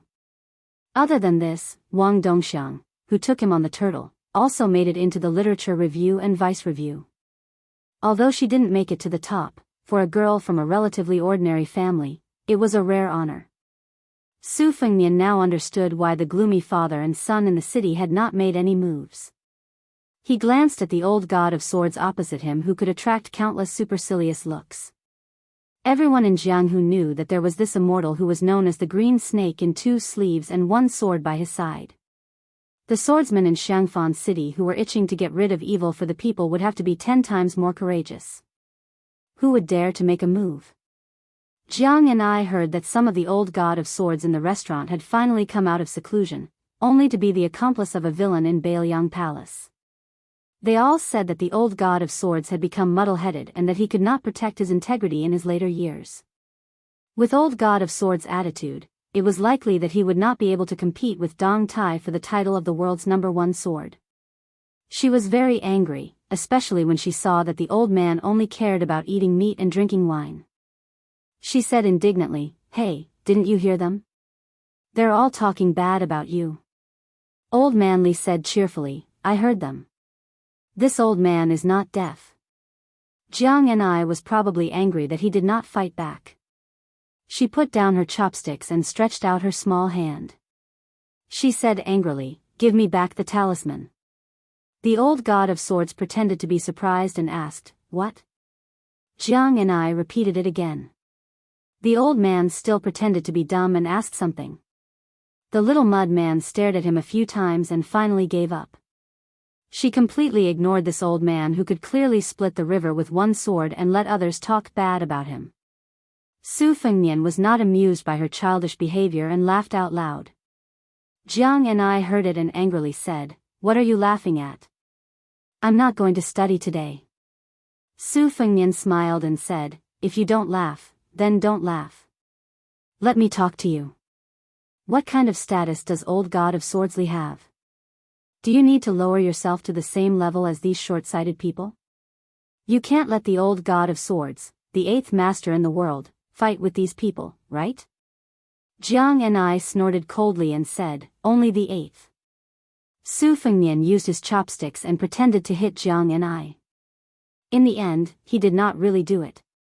Old Manly rubbed his chin and said, indeed, only the 8th. Which son of a bitch made the ranking? We need to talk about it. This old man was once the number 1 in the world. In this way, compared to the 11th master in the world, he is more miserable. We need to talk about it. Su Fengnian said regretfully, my Huang man is actually not on the martial arts ranking sub-ranking. We also need to talk about it. The old god of swords laughed and said, although I haven't seen that idiot's physique with my own eyes, this old man reckons that this kid who was born at the Vajra realm will become a freak who is invincible under the mysterious realm in a few years. Longhu Zhao Shituan. This old man had seen him a few times. This sloppy old Taoist's ability was not high, but his vision was not bad. In the next martial arts ranking, Su Longxiang will be able to secure a place in the top 3 if nothing unexpected happens. If someone like Wang Xianji does not appear in the pugilistic world in the next 20 years, it is even possible for him to fight for the championship. Of course, with someone like Wudang's Hong Shixiang who cultivated the heavenly Tao, it was hard to say that he was the number 1 in the world. This old man claimed to be invincible back then, but he was actually guilty. After all, he had never fought with Qi Xuanjun. That's strange. Su Xiao has 4 children. Su Weisheng and Su Longxiang are all extraordinarily gifted characters. Why is it that you, Sheila, can't fight normally? Su Fengnian laughed shamelessly and said, we can't take all the good things in the world. We have to leave something for others to remember. At this moment, a group of young scholars walked in from outside the building. Their faces were full of anger as they cursed the immoral fellow for shitting in front of the records of the slender sheep lake. Su Fengnian saw Jiang and I staring at him and asked, does it look like I did it? Jiang and I laughed coldly and said, it must be you. Su Fengnian gave a thumbs up and said, smart. Jiang and I could not eat anymore. Su Fengnian asked, are you really not going to study today? Jiang and I put on a straight face. Su Fengnian asked again, you spent 1 tael of silver on Mount Lao. Don't you feel heartache? Are you not going to earn money? Jiang and I did not make a sound. But in the afternoon, she held a book and stood outside Su Fengnian's room. She did not knock for a long time. Su Fengnian did not make things difficult for her. He walked out of the room and said with a smile, you're not going to study today, and I'm not going to listen. Let's go out and play. Chapter 182. Su Fengnian was kind enough to take Jiang and I out to relax, but she kept thinking about all the rumors she heard about the ghost city in Xiangfan. Admiring the lake with Su Fengnian was already the limit of her courage, so she did not dare to go out again. Even though Su Fengnian rarely made a losing deal and said that as long as she went out, he would treat it as if she had studied 10,000 words, Jiang and I did not hesitate to refuse. Su Fengnian could only give up. He could not tie her up and go out. Besides, the itinerary was Jiaoyu Lake, where the Yin Qi was the heaviest. He reckoned that when the time came, she would fight him to the death. When Wang Yangming's army was defeated and the city was broken, he cut out his eyes and committed suicide on the city wall.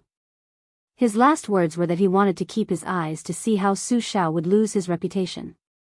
That place was not a good place to enjoy the scenery.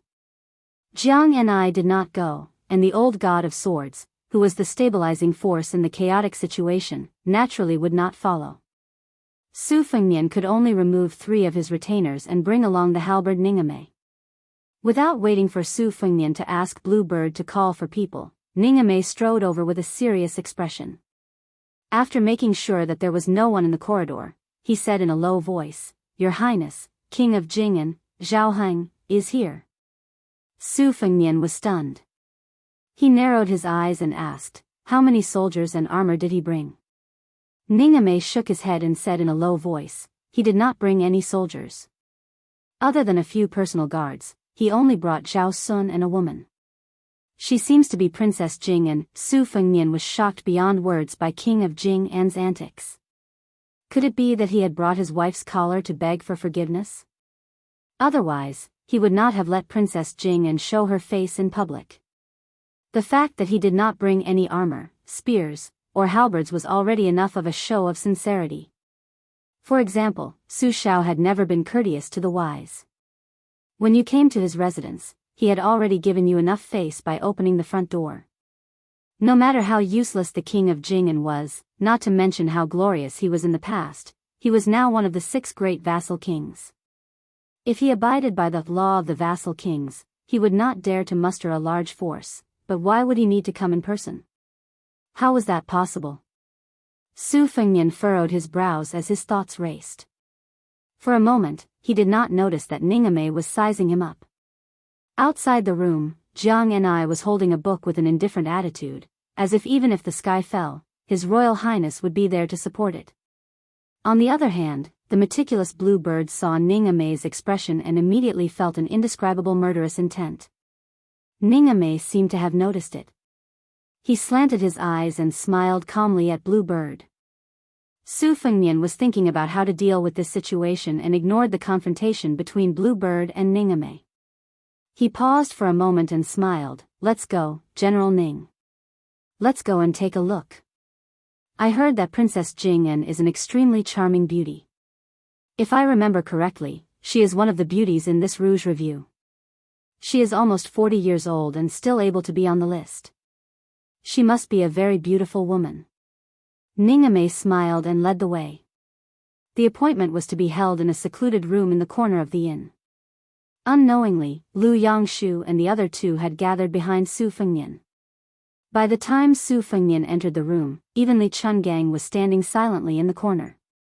At the door stood 2 imperial bodyguards of the Prince of Jing'an's estate who were in the prime of their lives. Their auras were strong and unending. One of them wielded a saber, while the other was empty-handed. There was a scent of the battlefield that Su Fengnian was no stranger to about them. The old soldiers in the army always said that even ghosts would be afraid of people who crawled out from a pile of hundreds and thousands of corpses.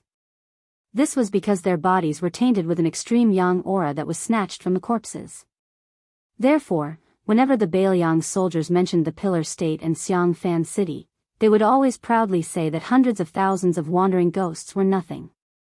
As long as the great general entered the city alone, those filthy otherworldly items would not even be able to become ghosts. They would perform the 36,000 great ritual of the heavens. The 2 imperial bodyguards who had just left the battlefield did not stop Su Fengnian. Presumably, the king of Jing'an, Zhao Heng, was famous for his shrewdness. Since he was willing to sacrifice his face and personally enter the inn, he would not delay the important matters. Su Fengnian, who was armed with 2 sabers, did not knock on the door. Instead, he directly pushed the door open. The eldest son of Xiang Fan, the crown prince of the king of Jing'an, Zhao Sun, was standing with his head lowered. A middle-aged, elegant man was sitting on a chair, twirling a string of 108 Tiantai Bodhi beads in his hand.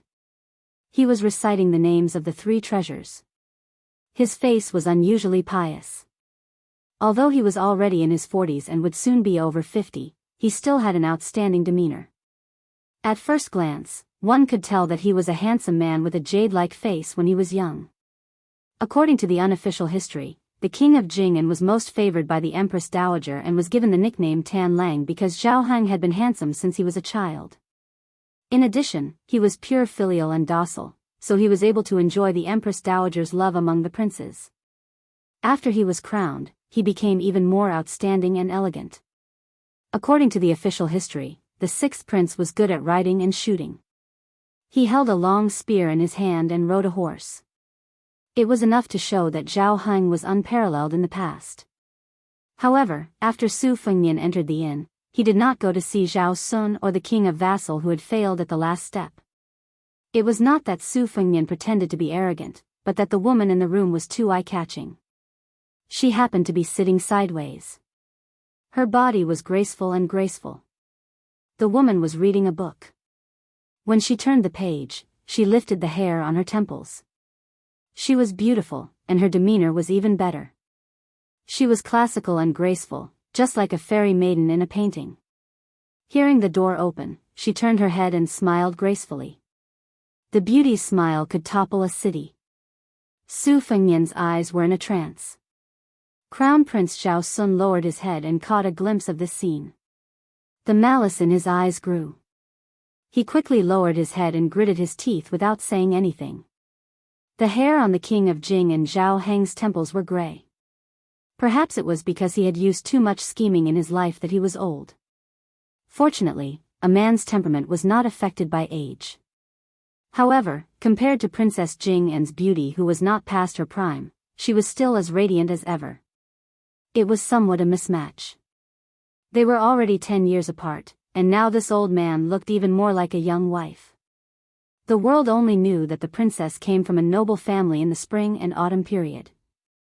Her father was Pei Kai, the most knowledgeable scholar in Western Shu. He was known as Pei Huang Lao. He was famous for being weak, and was especially proficient in the Lao and Yi. He was above the secular world and was fully deserving of the title of a great scholar of the classics. The Pei family withered during the unjust war of the spring and autumn period. Pei Kai died for his country, leaving behind only an orphan.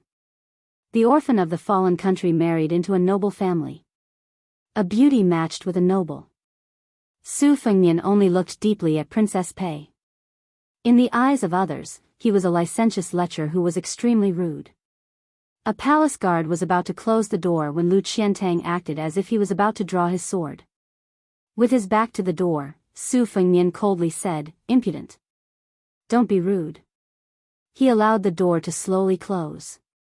King of Jing and Zhao Heng did not rise to greet him. After he finished chanting, he hung the prayer beads and tied them to his well-maintained hands. He raised his head and said warmly, "Fengnian, there are no outsiders here. You and I can call each other uncle and nephew." Su Fengnian restrained his arrogance and returned the favor. He said warmly, "Nephew greets uncle, king of Jing'an." Chapter 183. Perhaps Zhao Heng did not expect the notorious crown prince of Biyao to be so easy to talk to. His eyes darkened as he gently pinched a Bodhi prayer bead between his index finger and thumb. With a gratified expression on his face, he said, "Brother Su, a tiger does not beget a dog." Back then, I could not compare to him in terms of horsemanship and had no choice but to lose to him in every aspect. It was inevitable that I was unconvinced and thought that I had to make up for it somehow.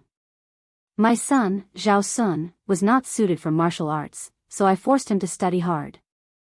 I was afraid that even my son would not be able to compare to Brother Su. Today, it seems that I still failed to flatter you and lost by a large margin. By the way, Fengnian, Uncle Wang took the liberty of coming here this time to bring this stupid boy from studying to apologize to you. Zhao Sun's reputation is thin. Even if he knows that he is in the wrong, he would not dare to come here. He had no choice but to ask his mother to step forward and escort him here. I have made a fool of myself in front of you. Princess Fei's laughter could topple a nation. Zhao Heng looked at his son, Zhao Sun, with a faint smile on his face. Even when Su Fengnian slapped his face with Shudong on the yellow dragon ship, the latter did not bat an eyelid. When Su Fengnian made fun of him for diving into the water, he jumped so confidently and calmly. However, when his father glanced at him today, it was as if he had been stung by a poisonous object. He immediately raised his head and bowed deeply to Su Fengnian with a solemn expression on his face. It could be said that he was solemnly apologizing to his sworn enemy a few days ago. He only lacked a smile to wipe away the enmity between them. Su Fengnian pulled a chair over and sat down. He stared at Princess Jing'an's beautiful face for a while, then turned to the king of Jing'an and said with a smile, "This nephew was reckless. How could I accept Brother Su's bow?" Although he said that, he did not have any intention of getting close to Zhao Sun. He accepted the king of Jing'an's apology with a clear conscience. Zhao Heng smiled at this, sitting upright on a taisher chair pieced together from red sandalwood. No matter how luxurious the inn's decorations were, they couldn't afford to use rhinoceros horn sandalwood or rooster blood sandalwood to make a chair. Red sandalwood was ranked last among red sandalwood. Its texture was relatively loose, and its luster and texture were far inferior to the other two. However, red sandalwood usually grew slowly, and it didn't have any great material. Ordinary high-ranking officials and dignitaries would be grinning from ear to ear if they had a sandalwood chair. Scholars and poets would love a small sandalwood fan so much that they believed this low-grade red sandalwood chair was already the inn's housekeeping treasure. King of Jing'an's nickname was Sandalwood. His love for red sandalwood was only second to Little Ginger's imperial uncle from West Chu, who had built a sandalwood palace. Zhao Heng said that he would not sit unless it was sandalwood, nor lie down. It seemed that this was not an exaggeration. Su Fengnian looked at the 108 mani pearls in Zhao Heng's hand and praised, "Uncle Wang is indeed a devout believer of Buddhism." When the Tiantai Bodhi seed was plucked, it was a hard golden yellow. Most eminent monks would only turn from golden yellow to pale yellow after holding the pearls for several decades. In Uncle Wang's hands, it turned from pale yellow to milky white. As the old saying goes, sincerity can move metal and stone. With Uncle Wang's sincerity, what bodhisattva would not bless you? King of Jing'an laughed and said, "I have long heard that Fengnian and I worship Buddhism. It seems that it is true." Shang, on the other hand, still can't recognize that this is a Tiantai Bodhi seed. Last year on my birthday, Shang, took the initiative to give me a string of walnut prayer beads. Although each walnut was carved with 6 luohan, according to the Buddhist Sutra of measuring and counting beads, the material of the prayer beads is different. Therefore, the merit obtained during practice is greatly different. The core is only 2 times, the iron is 5 times, the copper is 10 times, the lotus seed is 10,000 times, but the Tiantai Bodhi seed in my hands is 10 million times. Fengnian, if it were you, would you want the rope used to tie the walnut or the string in Uncle Wang's hands? Su Fengnian was surprised and said, "If I remember correctly, the Vajra seed prayer beads are 10 million times the merit, and the Tiantai Bodhi seed is the most superior of all." Zhao Heng's 2 fingers clasped the faded color of the Tiantai Bodhi seed. He squinted his eyes and said with a smile, "After all, Uncle Wang is old and always remembers incorrectly. He has to admit that he is old." Princess Jing'an's appearance and bearing were like that of an empress. Perhaps she was infected by the harmonious atmosphere, she lost some of her deliberate dignity. 2 slender fingers pinched a page of a book and one hand rested on her cheek as she looked sideways at Su Fengnian. Her eyebrows were naturally charming. It seemed that she was quite curious about His Royal Highness from Biyao who had come from afar. The junior in front of her could no longer be considered a child.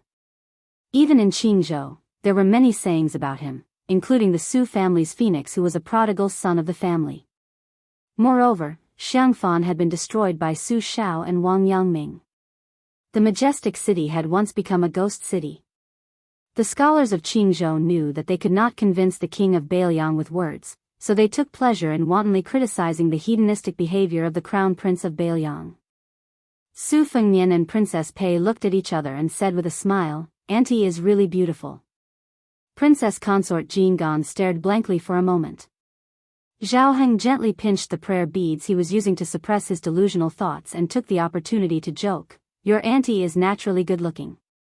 In the year of the phoenix, is there any noble young lady from Qingzhou that you fancy?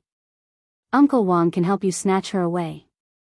Su Fengnian's skin was as thick as the walls of Xiangfan. He climbed up the pole and said shamelessly, "Originally, I was thinking about a Qingzhou lady that I met by chance on the Spring God Lake. What was her name again? I remember now, Lu Xiu'er. I think her family's ancestor was the old minister of the Pillar State in the capital. In terms of family background, she could be a good match for me. But after seeing Auntie today, I don't want to think about her anymore."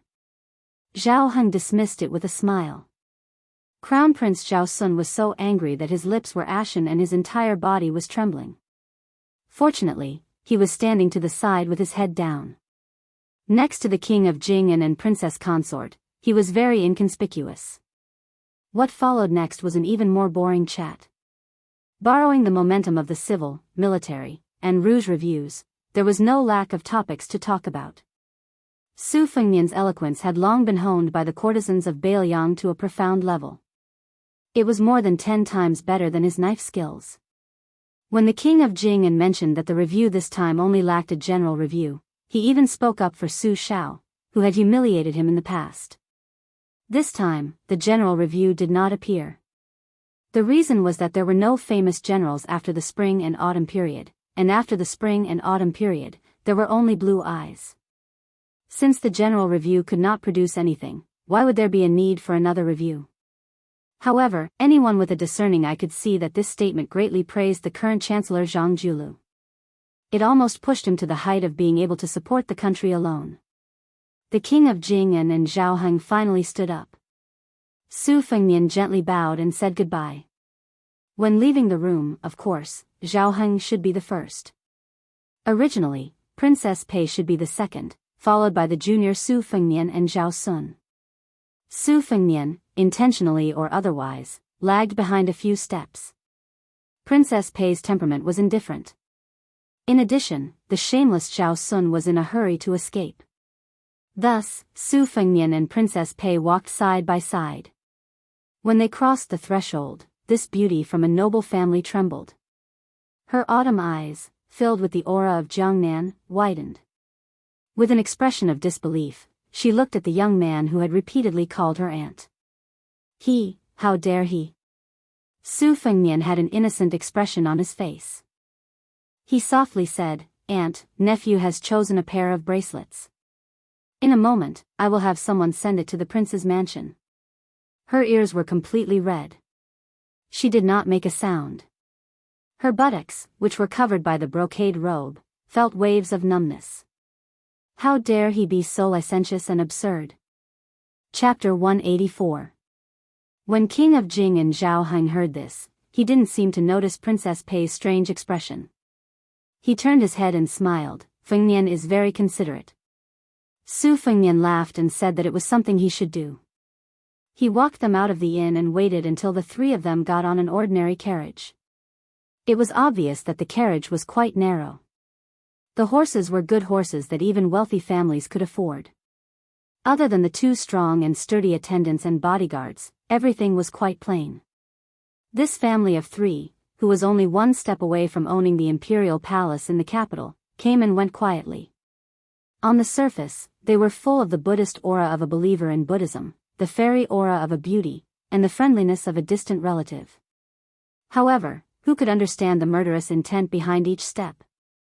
Only Blue Bird saw that after leaving the room, His Royal Highness didn't show his back to King of Jing and Zhao Heng. His lapel was already soaked through.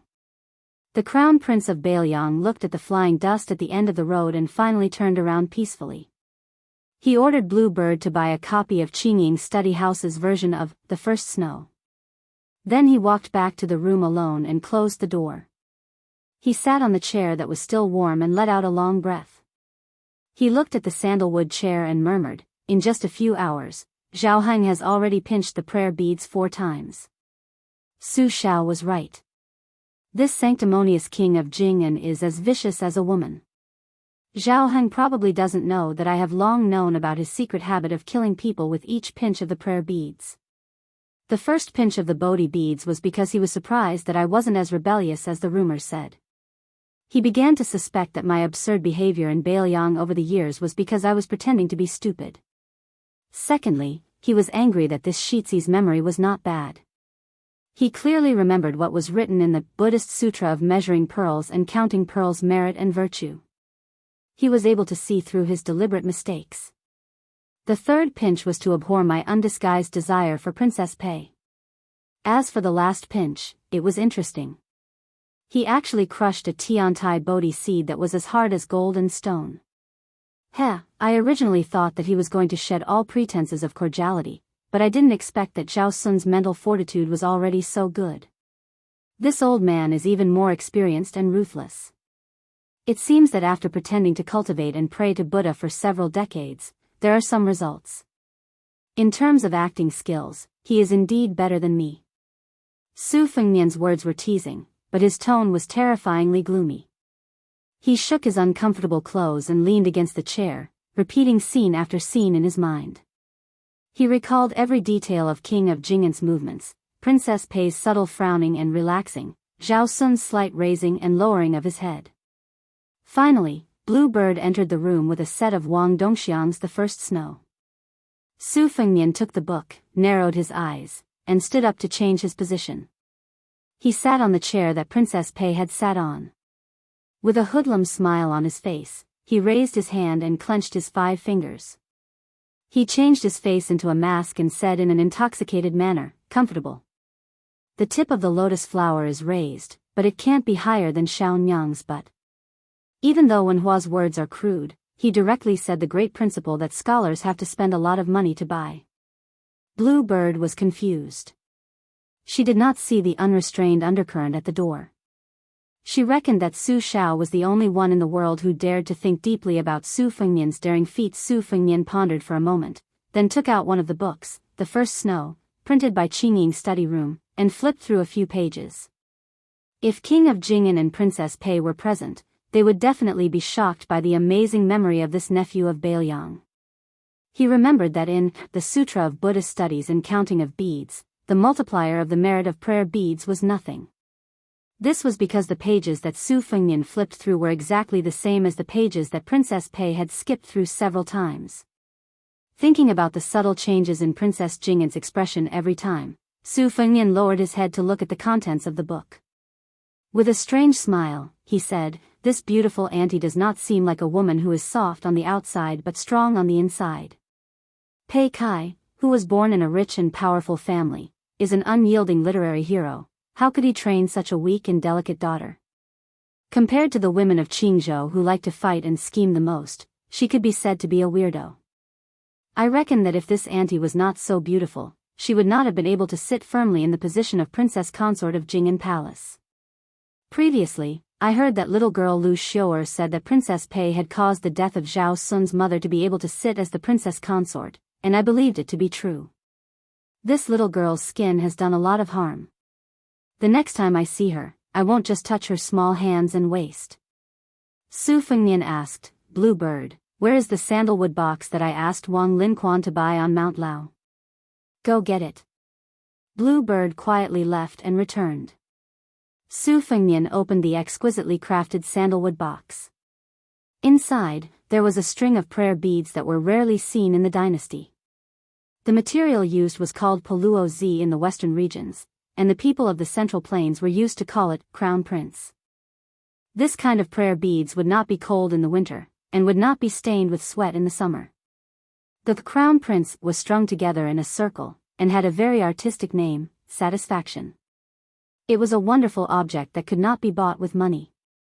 No matter who it was given to, it would not be degraded. If it was given to someone who believed in Buddhism, it was even better. Su Fengnian's original intention was to test the king of Jing'an fiercely when he arrived at Xiangfan. If they could coexist peacefully, he would give this precious bracelet to him. If they turned against each other, he would keep it for himself and give it to Miss Li, who had lived in the temple since she was young. That way, it would be more agreeable to her.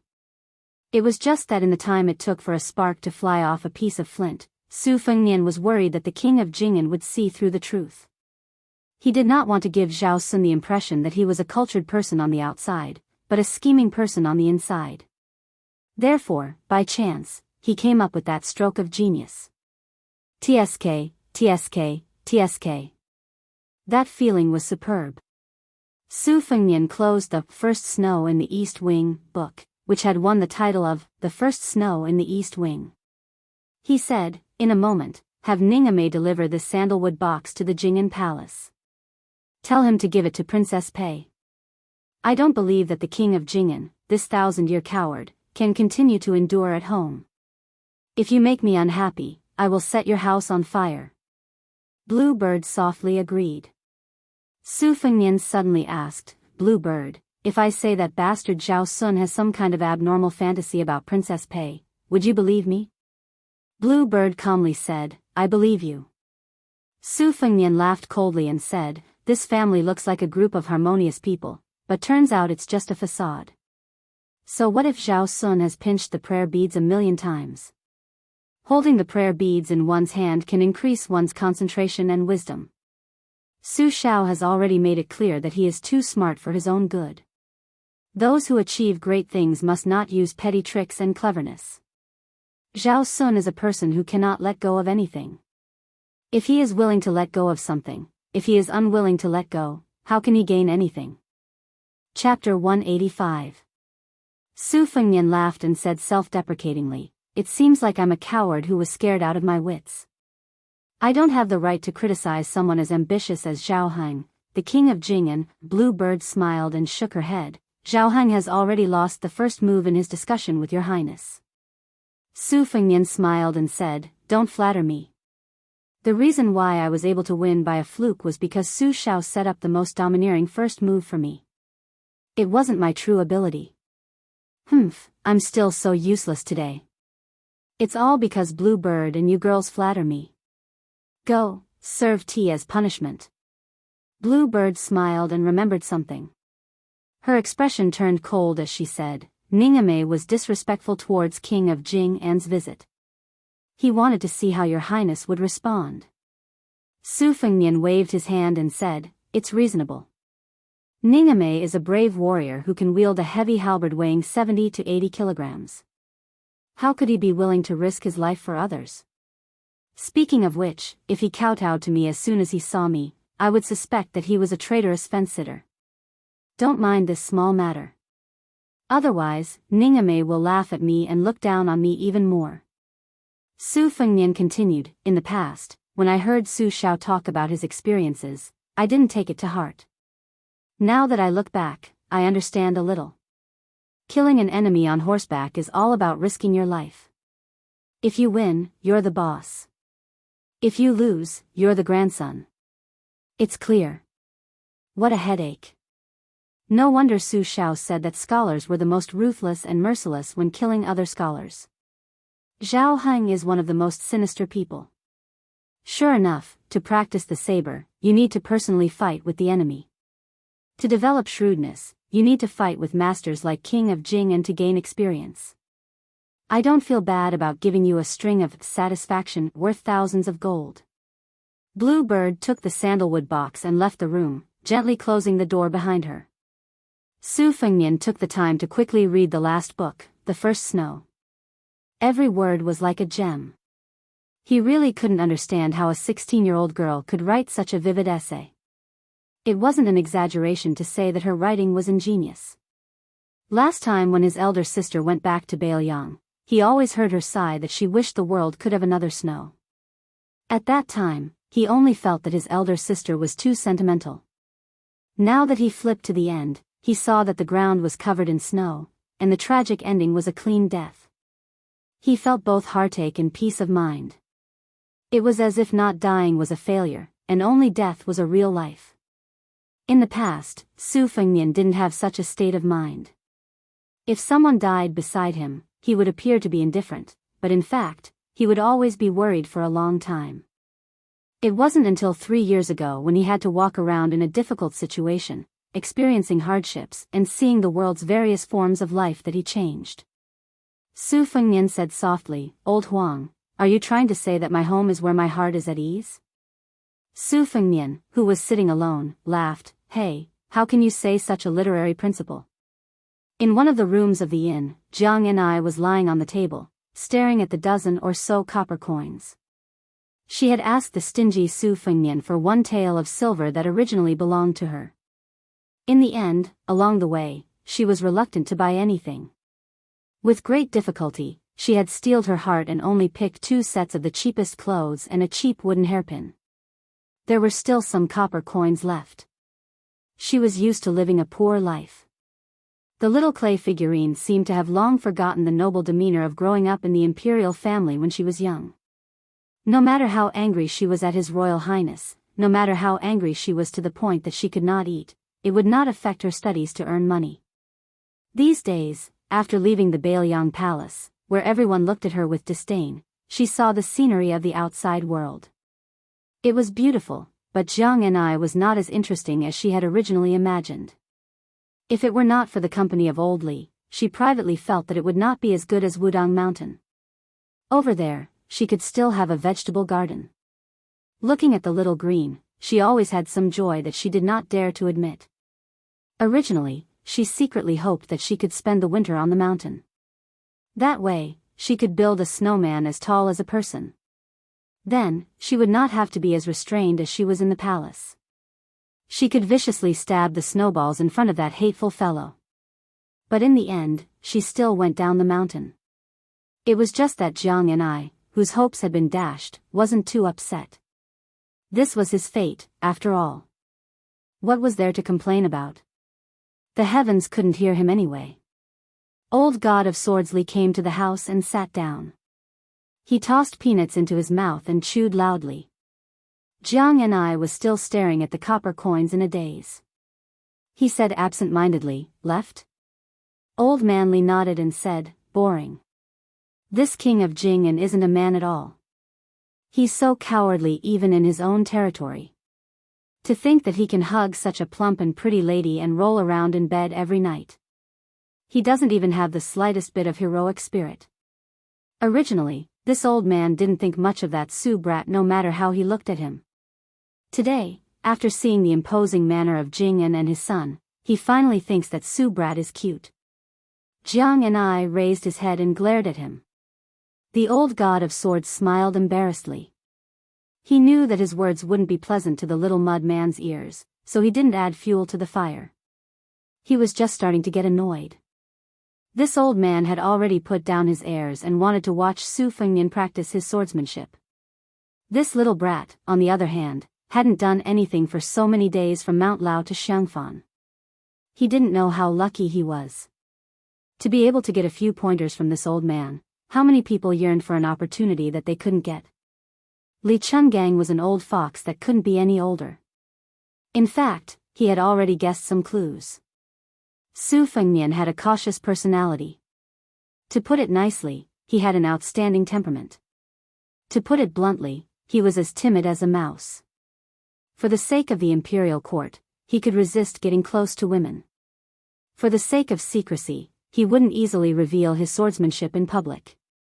Occasionally, Li Chungang really wanted to use his finger to fiercely poke that brat's forehead and ask him if he was happy living like this.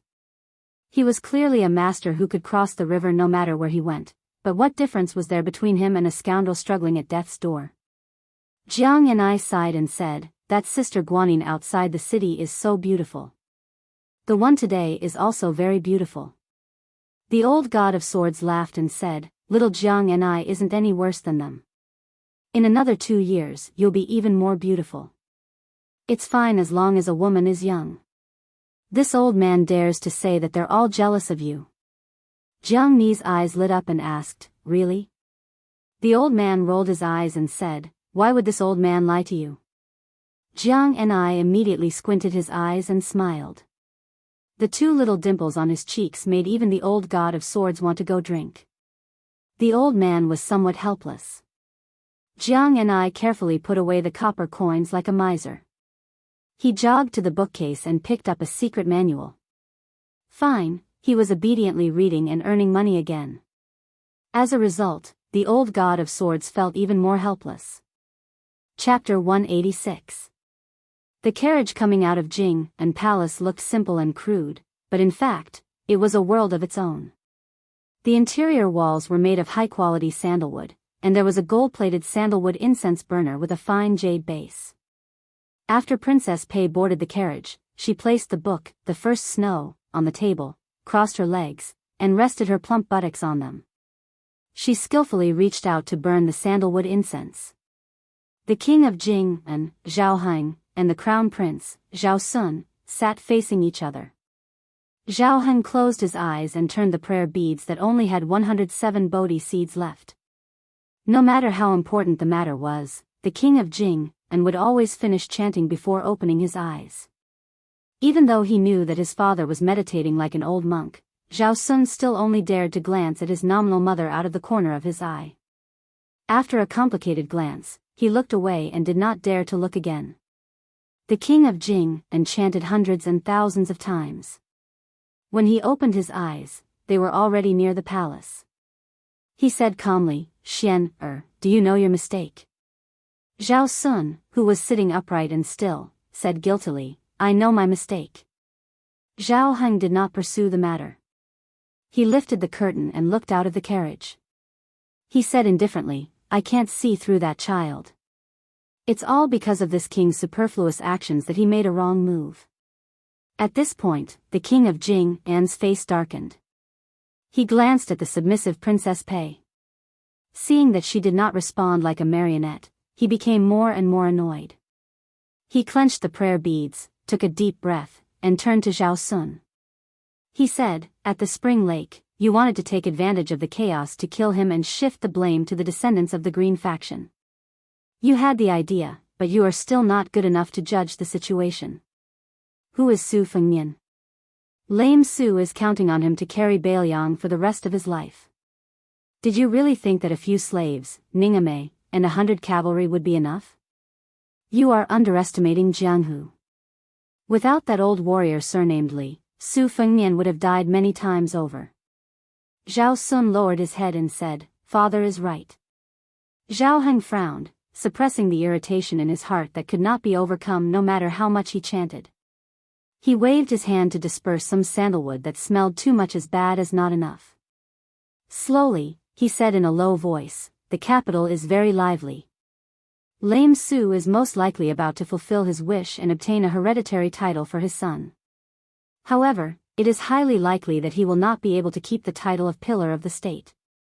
Not only that, Gu Jiantang's journey north to the two Liao provinces was originally because that person in the imperial palace forced Lame Su to declare his position. Biyang's 300,000 iron cavalry's foundation in the two Liao provinces, Lame Su will have to obediently uproot it himself.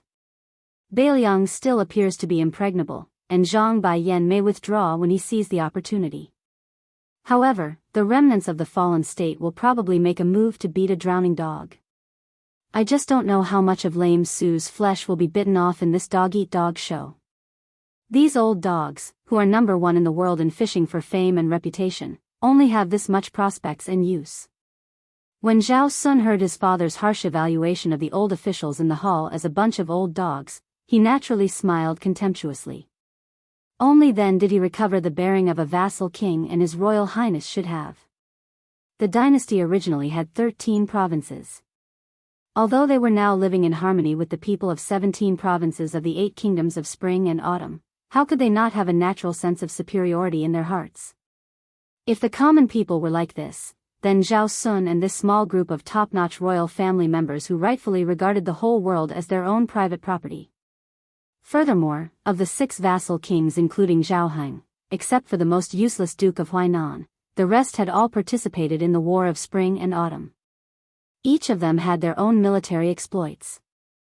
After the war ended, which vassal king's manor did not have a few concubines and princesses of the dead emperor as concubines and servants? Duke of Guangling even had an empress and 2 imperial concubines. Since that was the case, what status did the remaining elders of the 8 kingdoms have in their eyes? Even if you were resourceful and had a splendid military exploits, who would be foolish enough to worship you like a bodhisattva? Sitting at the same table, they all disliked dirtying their eyes. After getting off the carriage and returning to the Fu, the king of Jing'an, who was amiable and approachable with Su Fengnian at the inn, ignored the countless servants who knelt at the sight of him. Passing through the halls and corridors, they approached a Buddhist hall. Zhao Sun silently turned and left. Zhao Heng entered the dark hall where a red sandalwood statue of Ksitigarbha Bodhisattva was enshrined. Princess Pei hesitated and was about to turn when the prayer beads in Zhao Heng's hands, which were already missing a Bodhi seed, suddenly broke. The beads fell onto the white jade floor of the silent hall with an ear-piercing sound. Zhao Heng, who had personally destroyed the string of horse ropes, no longer had any concealment. With a ferocious expression, he stared fixedly at Wang Fei. Gnashing his teeth, he said, "Stop. Shameless thing. If you speak a few more words with that bastard Lame Su, will you even lose your soul?" Princess Pei did not refute and allowed the king of Jing'an to humiliate her. At this moment, she was like the statue of the Bodhisattva, without the slightest bit of humanity. Outsiders all said that it was a great fortune for her, the orphan of the Pei family, to be able to marry into the Jing'an palace. Her skin was as white as snow. The rumor on the streets was that the king of Jing'an, who had won the beauty's heart, had an elegant hobby. He hid a 3-foot-tall jade statue and would play with the beauty at night. He was more charming than the jade statue. It was the envy of others. Just hearing about it was enough to make all the debauches in the world drool. The king of Jing did not stop there. He walked forward and grabbed Wang Fei's black hair, dragging her into the hall. He viciously threw her to the ground and yelled, "Pei Nanwei, in what way is this king not worthy of a lowly slut like you? In these 10 years, when have you ever treated this king as your husband? Who is this king? Do you know? This king is only one step away from the dragon throne. One step. Who else in the world is more worthy than this king to wear the dragon robe?" Princess Pei, with her black hair scattered on the ground like a blooming lotus, finally raised her head and calmly asked, "Since I am a slut, how are you worthy?" King of Jing and Zhao Heng's expression froze. There was no more malice in his eyes. He crouched down and reached out to touch Wang Fei's face. He gently said, "Wei, did this king hurt you?" Princess Pei turned her head away and softly said, "It doesn't hurt." Chapter 187. Zhao Heng was completely enraged by her dodging action. He slapped her, causing her, who was a noble Wang Fei, to fall to the ground. He suddenly stood up and angrily scolded, "The one surnamed Pei, you are more dead than a dead person. Since you have such backbone, why don't you die? Why didn't you accompany your father to die for the country? Throw yourself into a well? There are 64 wells in the mansion. Hanging beams? This king has rewarded you with so many brocades and silks over the years. Hitting the railings? There are so many in the mansion. Don't worry, after you die, this king will definitely give you a grand funeral." Princess Pei didn't look at the ruthless king of Jing'an. She only looked mournfully at the Ksitigarbha Bodhisattva whose kasaya covered the mountains. She coldly said, "I'm afraid of death, so I married you." The king of Jing'an was filled with endless disgust. He turned his back to the woman who he hadn't seen clearly for more than 10 years and stiffly said, "Get out." Princess Pei stood up and tidied her hair and clothes. She bowed and walked out of the temple. When she crossed the threshold, she asked, "Bailiang's heir's gift, should I accept it or not?" Zhao Heng sneered, "This king is still magnanimous. Just take it. This king knows that your painting skills are superb. Just don't use the prayer beads to do obscene things after drawing that bastard's portrait. You are degrading yourself. This king doesn't see it and doesn't feel annoyed. But if you stain the prayer beads and annoy the Bodhisattva, then this king's years of praying for you will be wasted." Princess Pei indifferently said, "Oh." As soon as she left, the king of Jing'an, Zhao Heng, suddenly became a different person. He was undistracted, as if he had just flipped through the extremely difficult scriptures in the house. He sat on a praying mat made of vanilla and coldly said, "Lame Su, do you really think that this king won't dare to touch your son? Hereditary title? This king has turned your 20 years of painstaking effort into a joke." Jiang and I wanted to read, so Su Fengnian reluctantly endured and listened to her read 2,000 words. Then he went to find Yu Yuwei and prepared to take her to Xiangfan's Diaoyu Terrace to view the scenery. There were several old Taoists from the Taoist master's mansion in the Diaoyu Terrace. Su Fengnian wanted to see if he could personally ask some news about Huang Man, at Mount Longhu. However, he was still not at ease with the letters written by that ox-nosed old Taoist Zhao Shituan. Yu Yuwei wore a gorgeous embroidered fur coat bought from Mount Laoshan's Qingfu satin shop. It was a typical West Chu style, which could be called a pile of red brocade. Unfortunately, in Su Fengnian's eyes, it was a bit too tight. He didn't want Yu Yuwei's soft breasts to be slightly exposed, but he also didn't want to not show the slightest bit of charm. Yu Yuwei was originally an outstanding beauty with a romantic figure, especially those 2 proud piles of fat on her chest. Su Fengnian was a bastard who had seen and tasted the tempting taste of Yu Yuwei. Yu Yuwei was so tightly wrapped that he even killed the chance for his imagination to roam. Fortunately, she was holding her beloved white cat, which squeezed out some of the natural color of her breasts. Su Fengnian smiled and said to himself, "I didn't raise you for nothing, Wu Meinyang." After they went out, Su Fengnian considerately asked, "Have you seen Shouyang Lake?" Yu Yuwei shook her head. Thus, Su Fengnian first took her to take a slight detour, passing by a white snake embankment. It seemed that the scenic spots that were related to immortals were mostly sword immortals. He had never heard of any that were related to sabers. For example, the white snake embankment was said to be a land immortal several hundred years ago who couldn't stand a white snake stirring up trouble in the lake. He angrily slashed it with his sword, and after the white snake died, its huge body became a long embankment. The white snake embankment was like this, and so was the spring immortal lake. A saber user? There was no future.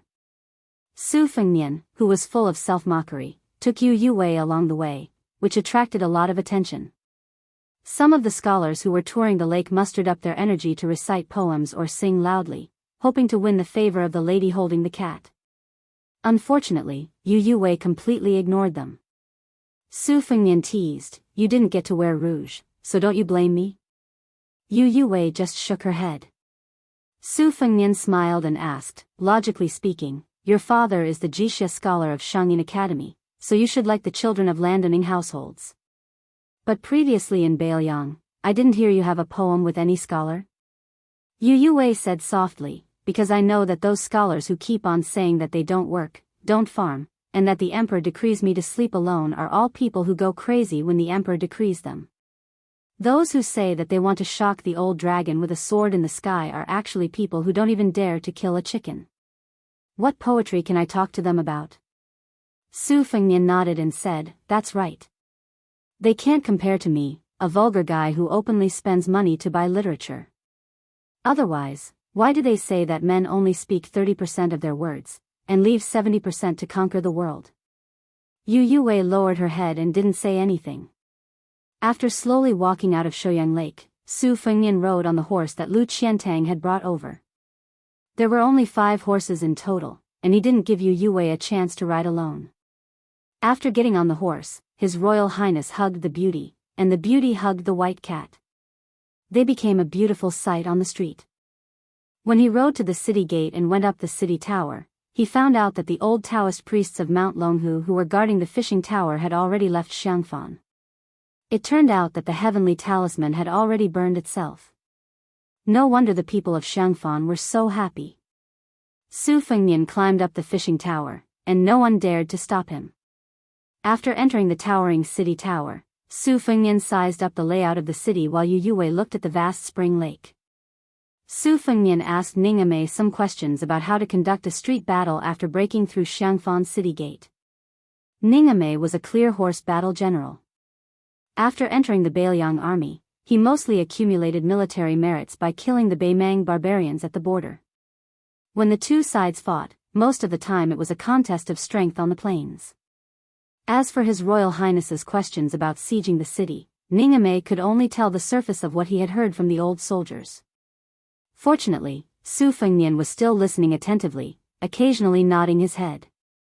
When he encountered something he didn't understand, he would always get to the bottom of it. Ningame, who was a dabbler in street battles, couldn't help but stare at His Royal Highness.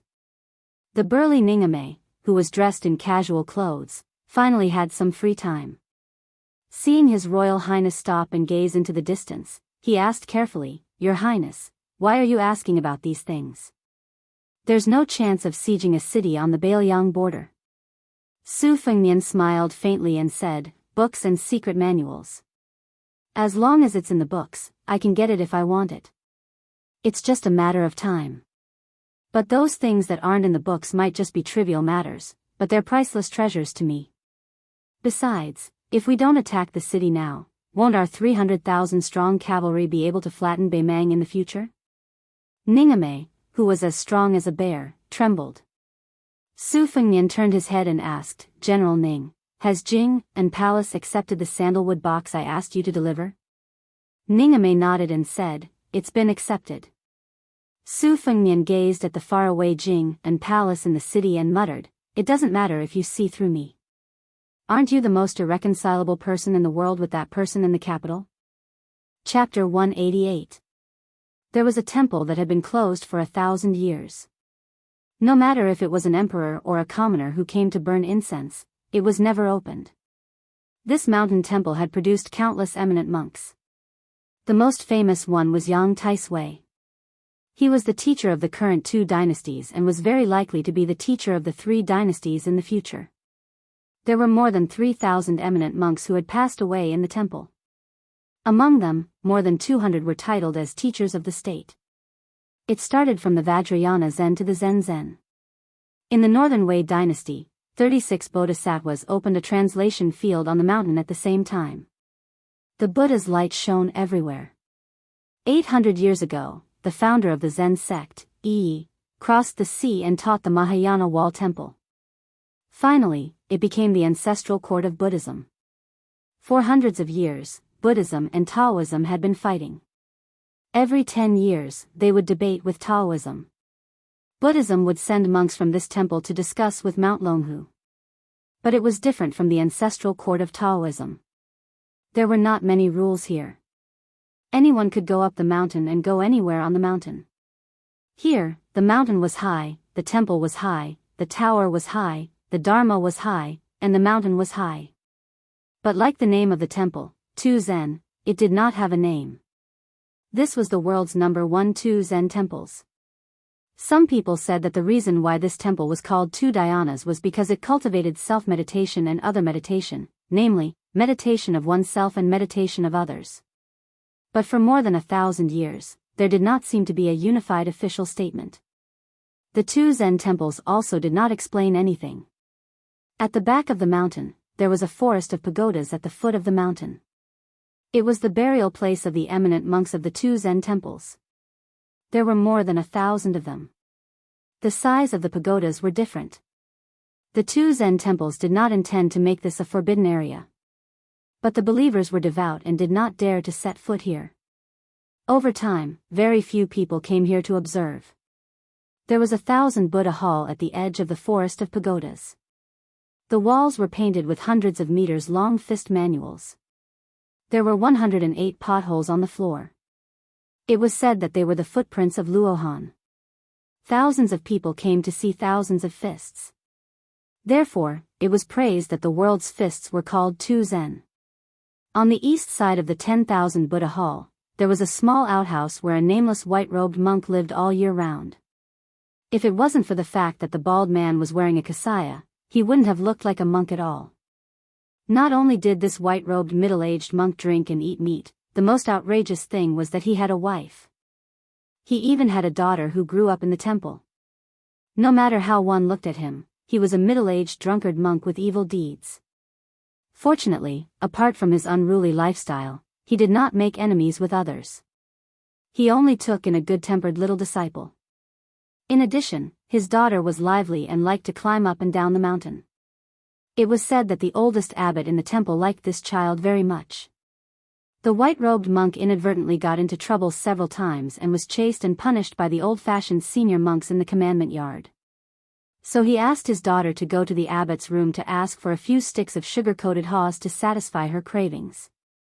As long as the old abbot looked at his little daughter, he would immediately calm down. The disciple of this middle-aged monk who guarded the pagoda forest was not simple. At a young age, he became a preaching monk in the temple and was allowed to wear a light red kasaya that covered his left shoulder. The little monk's Dharma name was Ichan. It was very strange, but compared to his master's Dharma name, it didn't seem strange. On a sunny day, the poor little monk sat in front of the outhouse and washed a large basin of his master and mistress' clothes. He sighed. On the day of the Lantern Festival, he went down the mountain to watch the Lantern Festival. In the end, he was accidentally dragged to Mount Longhu by that thing. At the Taoist master's residence, he had a few words with Mr. White Lotus. Fortunately, he wasn't locked up and beaten.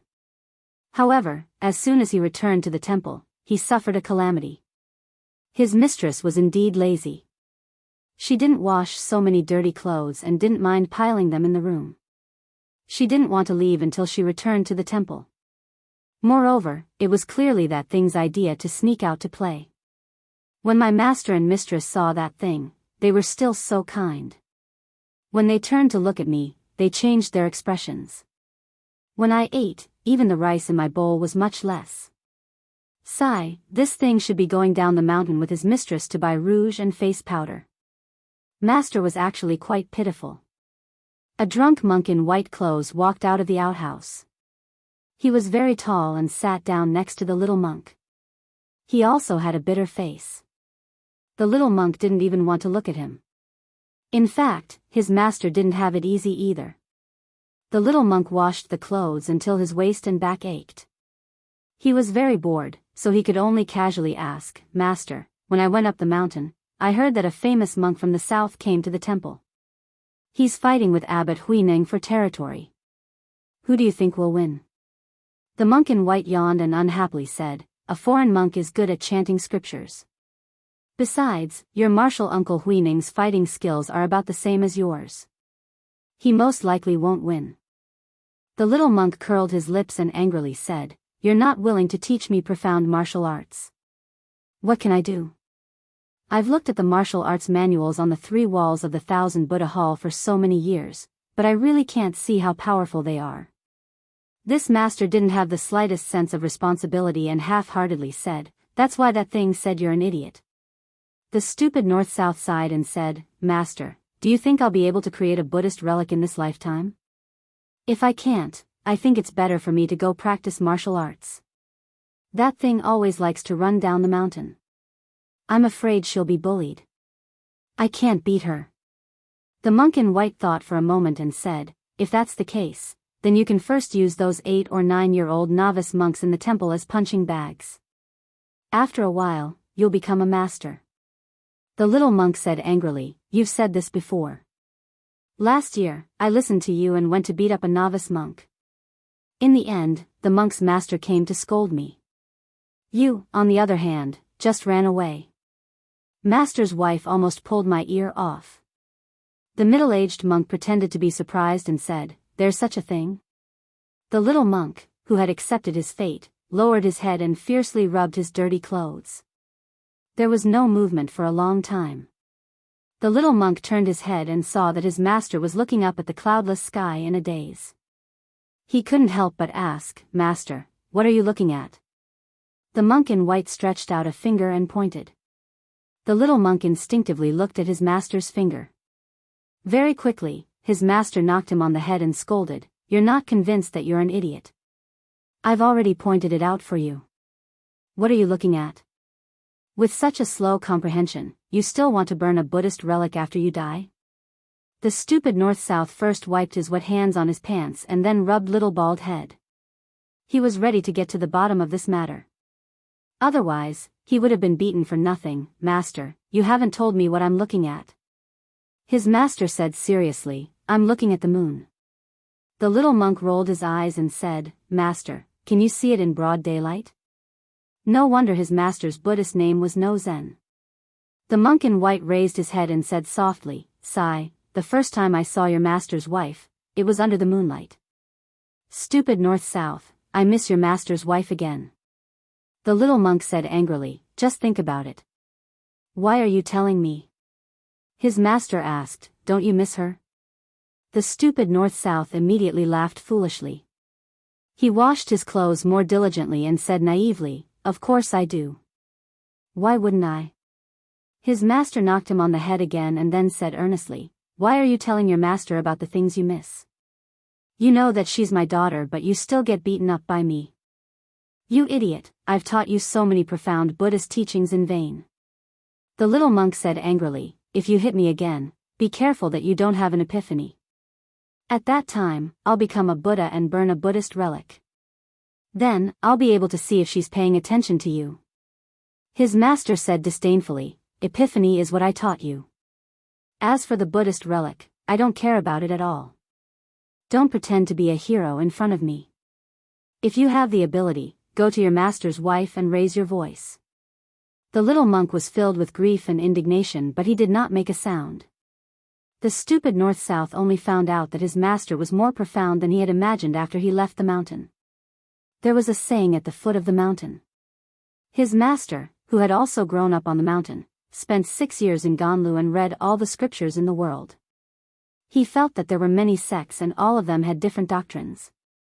His master said that he wanted to sacrifice himself and go thousands of miles away to seek a big foundation. Thus, he went west to seek Buddhism. He left for 15 years. Isn't Lantua mountain in the western regions far enough? But his master wanted to go even further. He obtained the yogi's treatise on earth, to unify all the different doctrines. He studied in a temple in the far west for 10 years and mastered 50 scriptures. He returned in the 31st year of Ganlu. When he arrived at Great Peace City, it was said that even the emperor personally came out of the palace to welcome him. There were hundreds of thousands of spectators lining the streets, fighting to see the white-clothed monk. Thus, there was a snow pavilion in the temple. The late emperor personally wrote the words "white snow heart reflecting pearl." If he only came here, the little monk, stupid north-south, would definitely feel like he was listening to a story. Later, his master brought up the idea of becoming a Buddha on the spot in the temple. This was contrary to the orthodoxy of Zen. As a result, his master's 15-year journey became a farce and he was almost chased out of the 2 Zen temples. His master's so-called every action is in the Taoist field, whether it is the heart or the feelings, all return to the sea of nature, was only slightly recognized in recent years. No matter what, the scene of hundreds of thousands of people kneeling and worshipping Buddha together in the capital was no longer there. Fortunately, his master had one thing that the little monk admired. No matter how the people at the foot of the mountain looked at or refuted him, it was not as effective as a single word from his master's wife. The white-clothed monk smiled and said, "Stupid north-south, your master is no longer in the mood to compete with others. I'll rely on you to carry forward the concept of epiphany." The little monk said nervously, "Master, don't. You have your master's wife, but don't I have my master's wife? Most likely, I won't be able to take care of your Zen." The white-clothed monk looked a little annoyed. He touched his big bald head and laughed, "I really envy you, stupid. Your master has no Zen to talk about." The little monk sighed. His master said softly, "It's going to rain. It's going to be sunny. It can't be, right?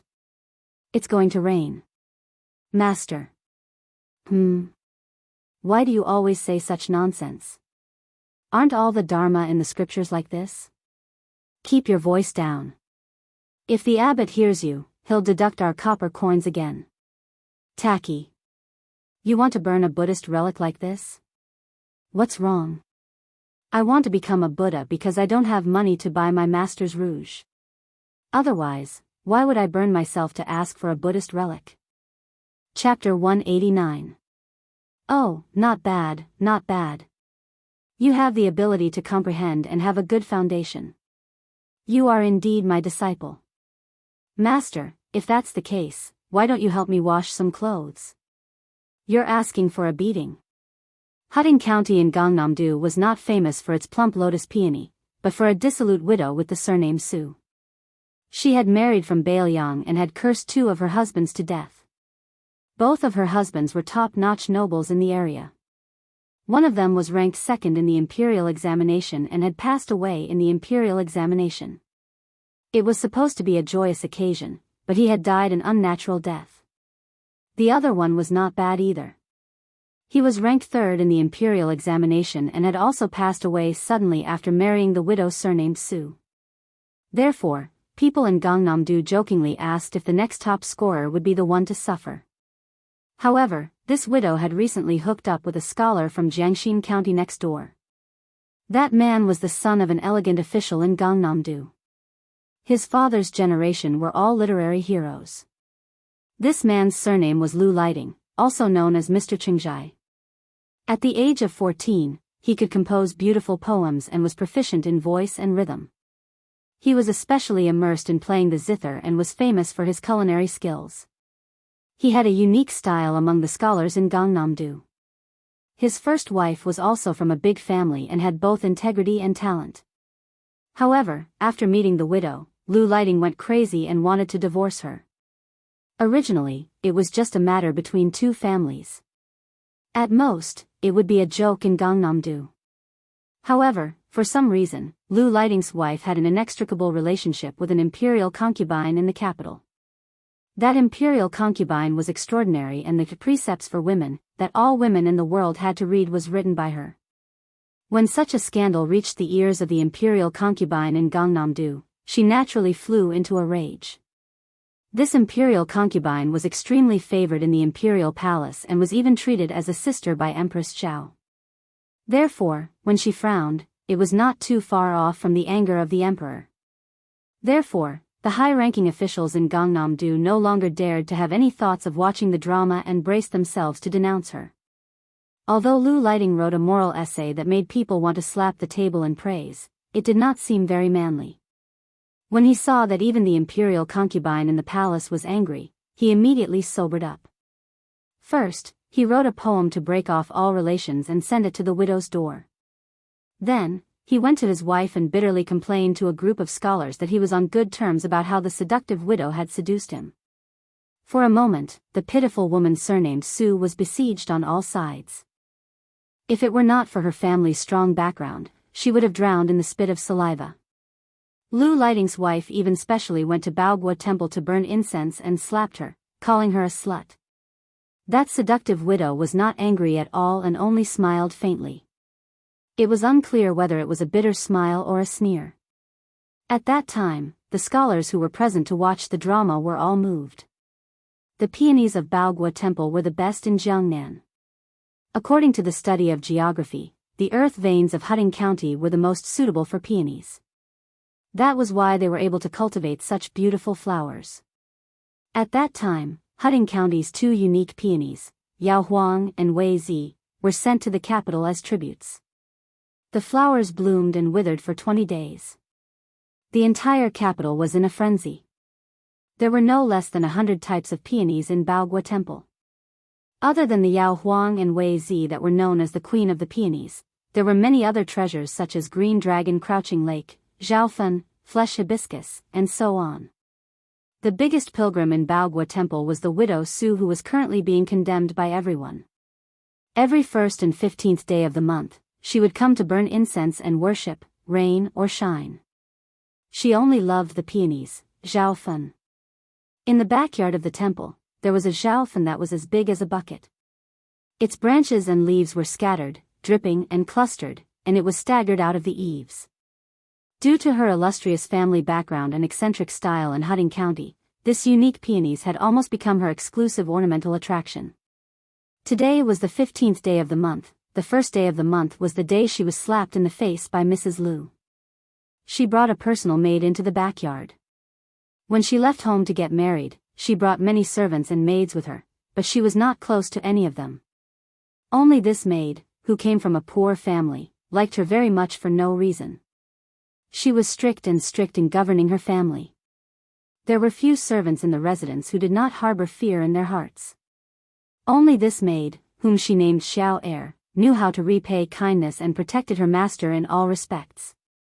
Today, when she got off the horse and walked into the temple, countless people were secretly pointing at her. The little maid was angry. Now that there was no one around, she bitterly defended the injustice and said, "Miss, these pilgrims are really hateful. If they want to burn incense, then they should burn incense. Why are they secretly laughing when they see Miss?" The widow, who was not yet 30 years old, pinched the maid's face and said with a charming smile, "You still have a conscience." The little maid said indignantly, "Miss, that Lu Lighting is too much." During those days, he was the one who pestered Miss like a dog skin plaster. In the end, the villain complained first. Are those scholars who are well-read and well-read all blind? Why are they all speaking up for him? The pretty widow could not help but laugh. She bent down to look at a gorgeous peony. She pinched off a small petal the size of a fingernail with her fingers and sniffed it.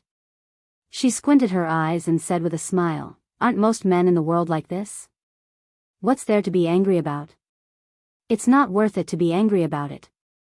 The little maid said timidly, "Miss, let's talk about something." The widow was amused and said, "Oh, are you thinking of love? Which scholar have you taken a fancy to? Tell me, if he's really not bad."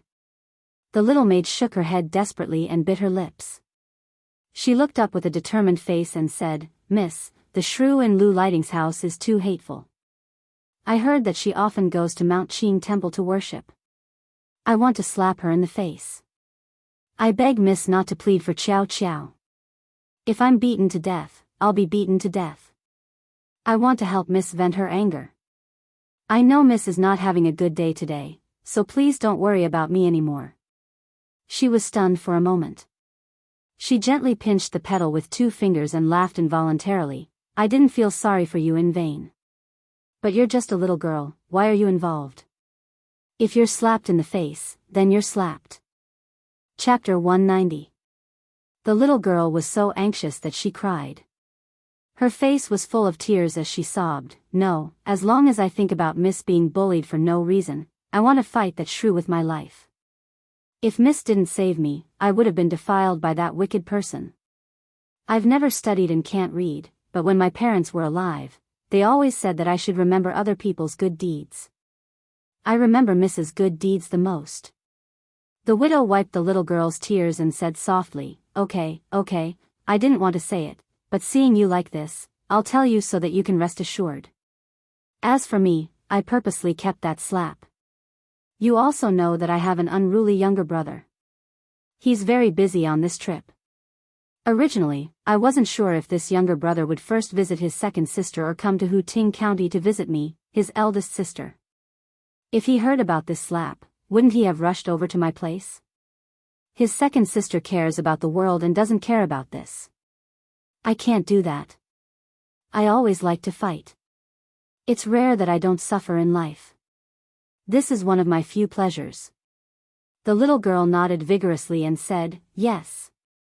I know that Mrs. younger brother is Biyao, His Royal Highness.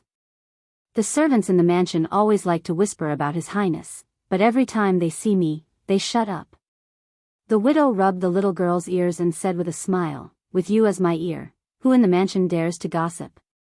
If I find out, won't they be skinned and have their tendons pulled out? The little girl finally smiled through her tears. Her miss seemed to be in a good mood every time she talked about His Highness. The widow's brows really relaxed a bit.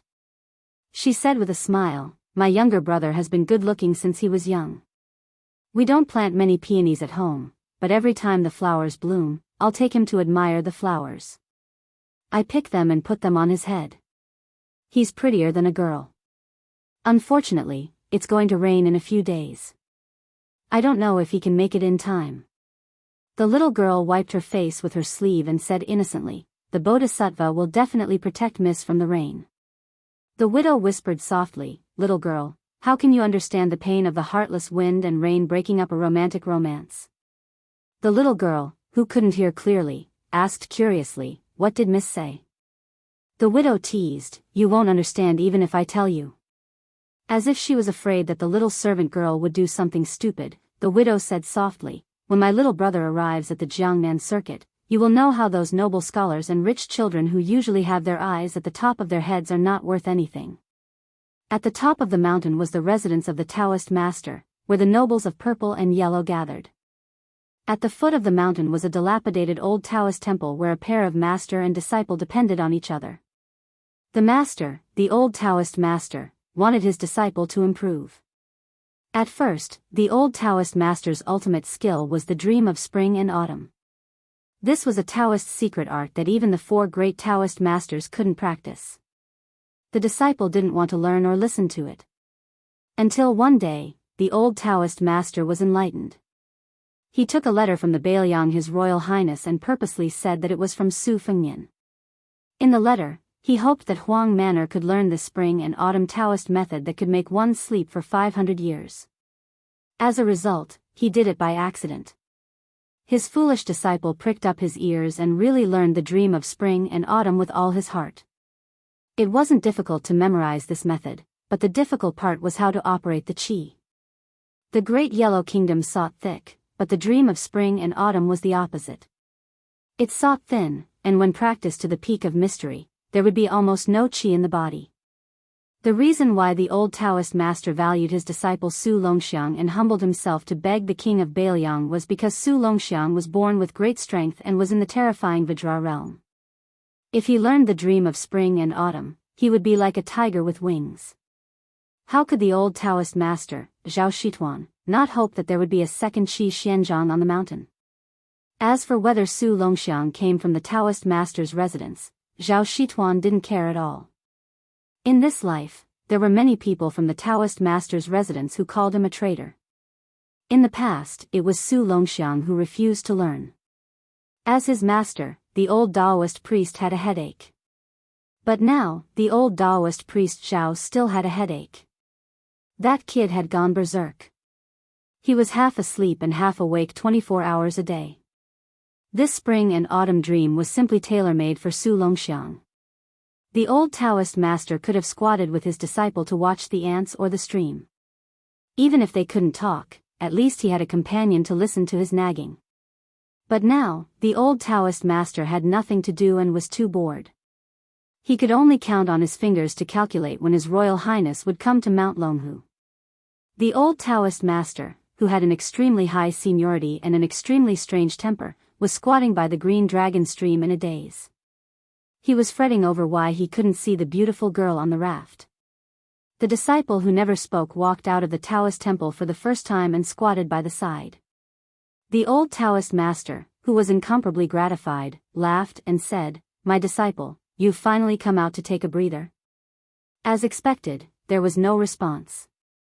The old Taoist master said to himself, "I've been pursuing the Tao all my life, but I can't see it clearly. I feel like it's covered by clouds and mist. In the end, when I see you, I realize that this Tao is not Tao." Su Longxiang just stared blankly at the stream. The old Taoist master sighed and said, "One day before we go down the mountain, I'll take you to see an old senior. It'll be enough if you can withstand 100 moves." Huang Manor plucked a leaf and handed it to his master. The old Taoist master took the leaf and smiled bitterly. "Your disciple, I don't know how to whistle." "Huang Manor, do you miss your brother?" The dazed Su Longxiang actually smiled and nodded.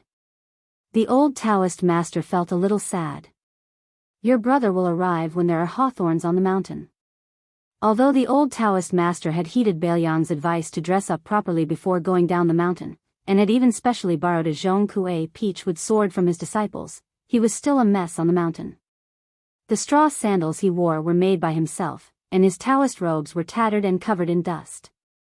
At this moment, Huang Manor lowered his head and stretched out his withered arm to pat the dust off the old Taoist master's body. The old Taoist master, who had no wife, no children, and no grandchildren for the sake of the word Tao, was stunned on the spot. In an instant, tears streamed down his face. Chapter 191. Su Fengnian left Diaoyu Terrace and wandered around the city with Yu Yue. He saw an alley crowded with people, and there was no lack of young scholars in green robes.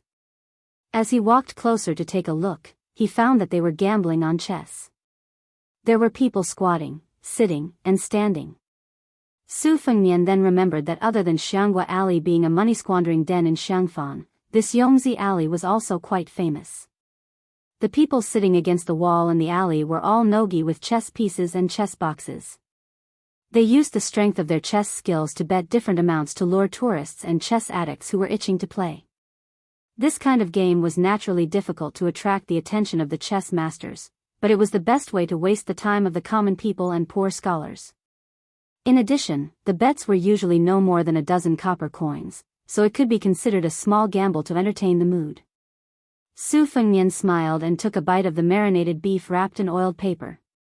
In the past, he was penniless and hungry, so there was a period of time when he gambled in the alley to earn money. With his chess skills trained by scholarly Yishan and Su Weisheng, it was not difficult for him to win. However, there were often people of the same trade who had to make a living. Those who were reasonable would mind their own business, but those who were unreasonable would use the fact that they were locals to drive His Royal Highness away. In addition, there were rules to winning chess. One could not kill the dragon easily, but one had to keep a sense of propriety and win a few pieces. Otherwise, if the opponent was defeated, they would not be willing to continue playing chess. This was the vulgar truth that Su Fengnian was forced to slowly understand. His Royal Highness had LV Yangshu and the other two stand further away, leaving only Ningame standing behind him. He pulled Yu Yue and found a gap to make use of. The player who placed the bet was a young man who looked like a down-and-out student. His clothes were mended and his shoes and socks were white. In front of him, there were 10 chess pieces placed on the chessboard. This meant that if the player who placed the chess pieces lost, he would have to pay 10 sets of money. Usually, only 2 or 3 chess pieces would be placed on the board. It was rare to see 5 chess pieces. It could be seen that this nogi was quite confident. Su Fengnian squatted down and was hesitating whether he should take out a few copper coins to place his bet. When he looked up, he saw that the player was blind. How could he play this game? As if accustomed to this situation, the blind player warmly said, "It's okay. When I hear the sound of a chess piece being placed, I will know where to place it." Su Fengnian nodded and said, "I'll place a bet of 10 copper coins." The blind player took out his money pouch from his sleeve and weighed it in his hand. With an ashamed expression, he said softly, "Young master, if I lose, I will owe you 16 copper coins. If you don't mind, I have a chess manual that has been passed down from my ancestors. It should be worth that amount." Su Fengnian smiled and said, "Okay." Su Fengnian didn't really care about chess manuals. There were countless chess manuals in the Tide Listening Pavilion that could make famous chess players go crazy, such as the Peach Blossom Spring Chess Manual, the Exquisite South Sea Game Manual, the Immortal Bestowment Manual, and so on. His Highness could pile them up into a small mountain, let alone now that the chess board had turned from 15 to 19. Usually, the older a chess manual was, the less valuable it was. Generally speaking, the strength of the muscles in the hands of ancient and modern chess players was getting stronger and stronger. The blind player, who was sitting cross-legged against the wall, had a box of black chess pieces under his knees. He spread out his hands slightly and gestured for Su Fengnian to go first with white. Although this nogi was dressed shabbily, his bearing was not to be underestimated. His every move revealed the refined and ancient style of a true aristocratic family. Before the official match, both sides would place 2 chess pieces on opposite sides of the board, which were called positions. These were the positions of ancient chess pieces. To a large extent, they limited the advantage of going first. Moreover, they were destined to fight fiercely in the middle of the board. Su Fengnian passed the marinated beef to Yu Yue and took the lead to place a 3-6. This position was rated as the best aggressive position by the self-proclaimed Huang Sanjia Grandmaster, Huang Longshi. The young blind player's expression was calm. Indeed, he could distinguish positions by listening. The black chess piece was placed with a 9-3 and was in a stalemate with the white chess piece. Following that, each of the 9 black and white chess pieces were placed with the same style as their predecessors. Yu Yue's father, who was watching from the side, was once an illustrious chess master in West Chu. When he was studying at Shangyin Academy, he was only defeated by Huang Longshi, who was said to have unparalleled battle prowess. Since young, she had been influenced by her father's chess style. Naturally, she was proficient in chess theory. Perhaps even the small Beiliang chess player Lu Yi of Wudong Garden would not dare to say that he could win against Yu Yue. Yu Yue was somewhat disappointed when they saw each other's 10 moves. However, Su Fengnian's 11 moves made Yu Yue's eyes brighten. The blind player was also slightly stagnant. He no longer placed his chess piece at lightning speed. After thinking for a moment, he picked up his piece and placed it again. As the old saying goes, a chess piece is born from a break. Su Fengnian's next few moves were all born from this break.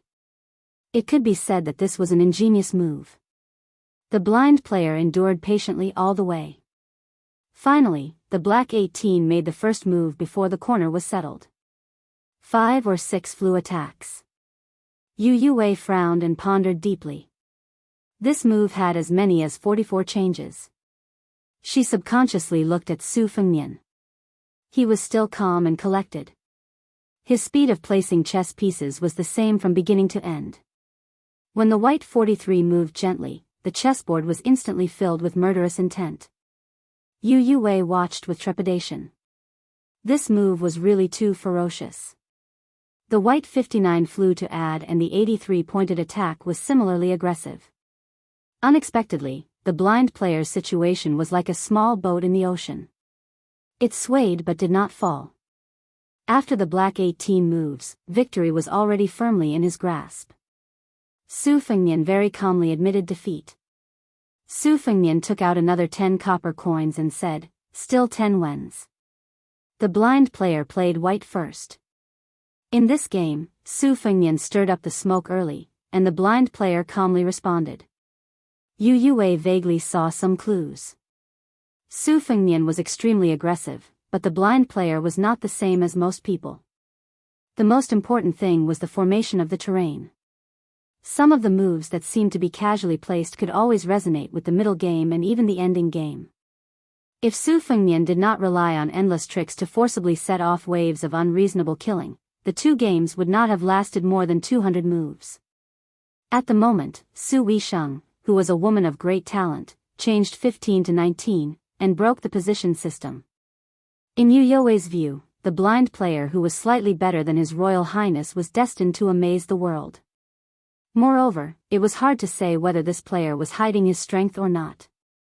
Indeed, it was a case of hidden dragons in the marketplace and crouching tigers in the alley. Again. Su Fengnian, who had lost 2 games in a row, chuckled softly. This time, he played white and started with 2 swallows. This routine was once widely spread, but in the past 50 years, the most outstanding national players had all abandoned it in the fierce battles of the Summit Challenge. Huang Longsher even said that the 2 swallows were too tight at the beginning and lost its mellow flavor. It could be said that he had given this classic layout a death sentence. Su Fengnian simply sat on the ground. As a result, he changed to a more comfortable position. On the chessboard, he was defeated like a mountain. He easily lost 3 games in a row. There was already a pile of 30 copper coins in front of the blind player. Su Fengnian raised his head and looked at the sky through the eaves of Yongzi Alley. It was already time for dinner. However, it was rare to meet Nogi, who was so good at chess. He waved his hand and called Xu Xiu to his side, asking her to go to the wine shop to get some food. Soon, Xu Xiu carried a large food box with 4 pairs of bowls and chopsticks. After Yang Qingfeng tested that the food was not poisonous, Xu Xiu dared to put it in front of Su Fengnian. Su Fengnian smiled and asked, "I don't plan to leave for a while. Do you want to eat some?" The blind player did not care about trifles and nodded with a smile. Yu Yue was a pampered girl who lived like a princess. She did not feel like she was losing her composure when eating with Su Fengnian. The halberd Ningame, on the other hand, was standing and wolfing down the food in a few mouthfuls. As Nogi ate slowly, he even took the initiative to talk to Su Fengnian about the gains and losses of the 3 defeats. When he talked about Su Fengnian's skillful moves, he did not hide his admiration. When he talked about his moves, he also straightforwardly pointed out the shortcomings. Su Fengnian frequently nodded and benefited a lot. They chatted happily. Su Fengnian smiled and asked the blind player if he had learned from a famous chess master. The blind player shook his head and said that his family background was ordinary. Before he lost his sight, he had just started playing chess. After losing his sight, he had no one to rely on and could only play chess as a companion. He had been playing chess in Yongzi Alley for almost 10 years. The money he earned was only enough for him to eat and wear. Whenever he had free time, he would buy chess manuals and did not save a single bit of money. As he spoke, the blind player patted his head and took out a few Confucian classics from his bag. He handed them to Su Fengnian, whose but could only touch the floor. He chuckled and said, "Cushion." Su Fengnian took the books and took out 2 to give to Yu Yue, whose legs were already numb. He smiled and said, "Isn't this inappropriate? It's a disgrace to the teachings of the saints." The blind player smiled and shook his head. Propriety, justice, integrity, and shame are not in the books. Su Fengnian was no longer pretentious. He ate and drank to his heart's content with the wild chess player in front of him who had won 31 from him. Once again, smoke rose from the 19 paths. Su Fengnian repeatedly lost and did not feel tired. When the blind chess soldiers came, he blocked the water, and when the earth blocked the earth. His chess pieces were crisp and his expression was calm. The 10 games in Yongzi Alley were fought until the sky turned dark. From noon to dusk to moonlight, the dust settled. Su Fengnian lost 10 games in a spurt of energy and paid 100 copper coins. Nogi had already left Yongzi Alley. Su Fengnian sat cross-legged in front of a Confucian classic. He looked at the losing game on the chessboard and sighed heavily. He said, "With your skill, you can compete with Su Weisheng from the Yin Academy." Chapter 192. Wild Chess Master shook his head and said, "Normal people only have one side when they play chess. I can barely have two sides. Today's famous chess masters can take care of 3 sides. Mr. Wei Xiong and Huang Sanjia both play 4 sides. How would I dare to be an ant trying to shake a big tree? But if I can play a game with Mr. Wei Xiong in this life, I will have no regrets even if I die." Su Fengnian helped to pack up the chess pieces and put them in the box. Then he stood up and joked, "I don't have the state of being willing to die at night like you. It's not wrong to lose to you. Hey, Shangyin Academy's famous Jianghu 10 positions, we also have Yongzi 10 positions. Let's part ways here." The blind Nogi smiled and said, "I'll give these books to you, young master." Su Fengnian understood immediately. 2 of the books had been under Yu You's but for a long time. Nogi must have heard the news and knew that they were his family. To avoid suspicion, it would be inappropriate to ask for them back. Su Fengnian took out another 10 coins and gave it to the thin chess player behind him. He joked, "Take the last 10 coins as buying 2 pounds of etiquette, justice, integrity, and shame from you." The chess player hesitated but still accepted it. He smiled gently and said, "Young master doesn't lack these." Su Fengnian laughed and left. The blind chess player packed up his luggage and stood alone in the quiet alley. He faced the entrance of the alley and bowed deeply. Su Fengnian walked out of Yongzi Alley and rode back. He clicked his tongue and said, "There's such a powerful person in this small Yongzi Alley." Yu Yue frowned and asked, "He's an assassin?" Su Fengnian couldn't help but laugh. He rested his chin on Yu Yue's head and said helplessly, "You think too much. I'm just lamenting that blind chess master Mu's amazing chess skills. He claimed that he could only play on 2 sides of the chessboard, but he was too modest. I dare say that second sister would lose 2 or 3 out of 10 games against him. It must be because he has never talked with a top national player, so he doesn't know how good he is." Yu Yue nodded and said, "This person is good at playing chess by giving up in order to take, bending in order to stretch, and has a broad vision." However, that wasn't all. In the 9th round, he was angered by your unreasonable move. That was why he revealed his extraordinary strength even in a head-on battle. If he really comes from an ordinary family and is self-taught after losing his sight, then there is no doubt that he is a natural talent in chess. Su Fengnian said softly, his eyes were blinded. Yu Yue was stunned. Su Fengnian sighed ruefully, "Every family has its own difficulties.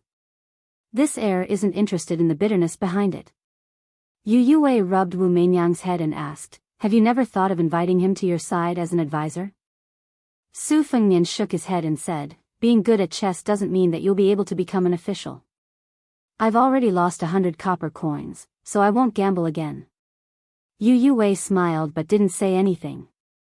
His Royal Highness chess skills were not weak. Presumably, losing 10 games in a row had already caused him to lose a lot of face. He was too embarrassed to have any further contact with that blind chess master. Su Fengnian said without reason, "Let's see how King of Jing and Zhao Heng's gambling luck is." Su Fengnian suddenly said with a bitter face, "It's over. Laozi's gambling luck is so bad today. My loss is another gain. Zhao Heng, that old turtle, is most likely going to make a lot of money." Yu Yue asked doubtfully, "What's wrong?" Su Fengnian muttered a few curses but didn't say anything. In Yongzi Alley, the young blind chess master struggled to carry his luggage. It was only 2 boxes of chess pieces and a few chess manuals, but he was already exhausted. The blind chess master silently mocked himself for being a useless scholar. He walked a few steps and raised a warm smile. 10 games in Yongzi Alley, he had earned a total of 100 copper coins. In the past 2 years in Yongzi Alley, other than deliberately showing weakness, he had never really lost a game. The local chess lovers in Xiangfan were no longer willing to let him gamble. Only some foreign guests who came to Yongzi Alley to play would take the bait. Therefore, earning 100 copper coins a day was a rare good situation. Moreover, that young master was extremely interesting. His family background was naturally excellent. He was blind but not blind. Such a young master with a superior family background was actually good at chess. In these years, it was very difficult for him to spend time and effort to play chess. When he was young, he was happy to win and was even happier to lose. Now that he had been winning and never losing, his interest in playing chess had decreased. He was afraid that one day he would really play chess just to make a living. If that day really came, it would be the day when his chess skills stopped. Thinking of his bleak background, the blind chess master's face was cold, as if he had forgotten how to mourn. In this world, it was better to be blind and not look at it. If he could meet a few kind-hearted young masters who played 10 games, perhaps he would regret piercing his own eyes. But after his family declined and he was like a stray dog, in order to survive, he played chess for 10 years. How many people did he meet? When he reached the corner of the alley, the blind chess master was stopped. A dignified voice sounded, "My master wants to see you." The blind chess master calmly said, "I don't want to see him." Not far away, a carriage stopped. In the carriage, a graceful man was holding the record of the blind chess master's background. The ink on the paper had not dried yet. It was obvious that he had just picked up the brush and written it. There were 10 games in Yongzi Alley, and there were no less than hundreds of people watching the game. Even the young chess master who was in the game did not think much of it. He just thought that he was lucky to have met a kind-hearted young master. He did not know that when the first game ended, the news had spread to the most powerful place in Xiangfan City. When the third game was played, the chess master had already sent the servants to thoroughly investigate the identity of the blind chess master. When the 8th game ended, the man in the carriage was still hesitating on how to deal with it. It was not until the 9th game that he saw the young chess master's true chess skills that he smiled and personally left the mansion. He had been patiently waiting until now. When he had the last few pages of the blind chess master's 10 years of gambling records, he felt that he could be more patient. Therefore, when his personal bodyguard outside the carriage said that the blind chess master had disappeared, he was not angry that the blind chess master had eyes but did not recognize Mount Tai. Moreover, the blind chess master was blind. The man burned a few pages of paper that was nothing more than a few hundred words and a story about the life of an ant. He then got off his horse and walked to the blind chess player who had a strong character. He slowly said, "Lu Su, from Haichang County, Qingzhou. Your grandfather, Lu Yu, was a Confucian of the previous generation. Your father, Brother Lu, is not bad either. There are 3 heroes in your family. You majored in classics and history. You never thought that when you were writing the history of West Chu, you would say a few words of justice for a scholar. You were almost killed. You stabbed yourself in the eyes and cut off your official career to save your life. For the past 10 years, you have been gambling chess in Yongzi Alley during the day and playing the zither for prostitutes in Xianghua Alley at night. You have earned dirty money. Do you know that your enemy has become the county chief of Haichang County?" The blind chess player calmly said, "This money is not dirty." The middle-aged man smiled and asked, "Regardless of whether the money is dirty or not, let me ask you. Do you want to show your talent and not try to make a living in 2 alleys?" The young chess player smiled and said, "Although it is already night, Lu Su still doesn't want to dream." The man laughed and said, "I heard that you once said, 'My generation has thousands of books and tens of thousands of talents, but if I want to sell them, I will only sell them to the royal family.'"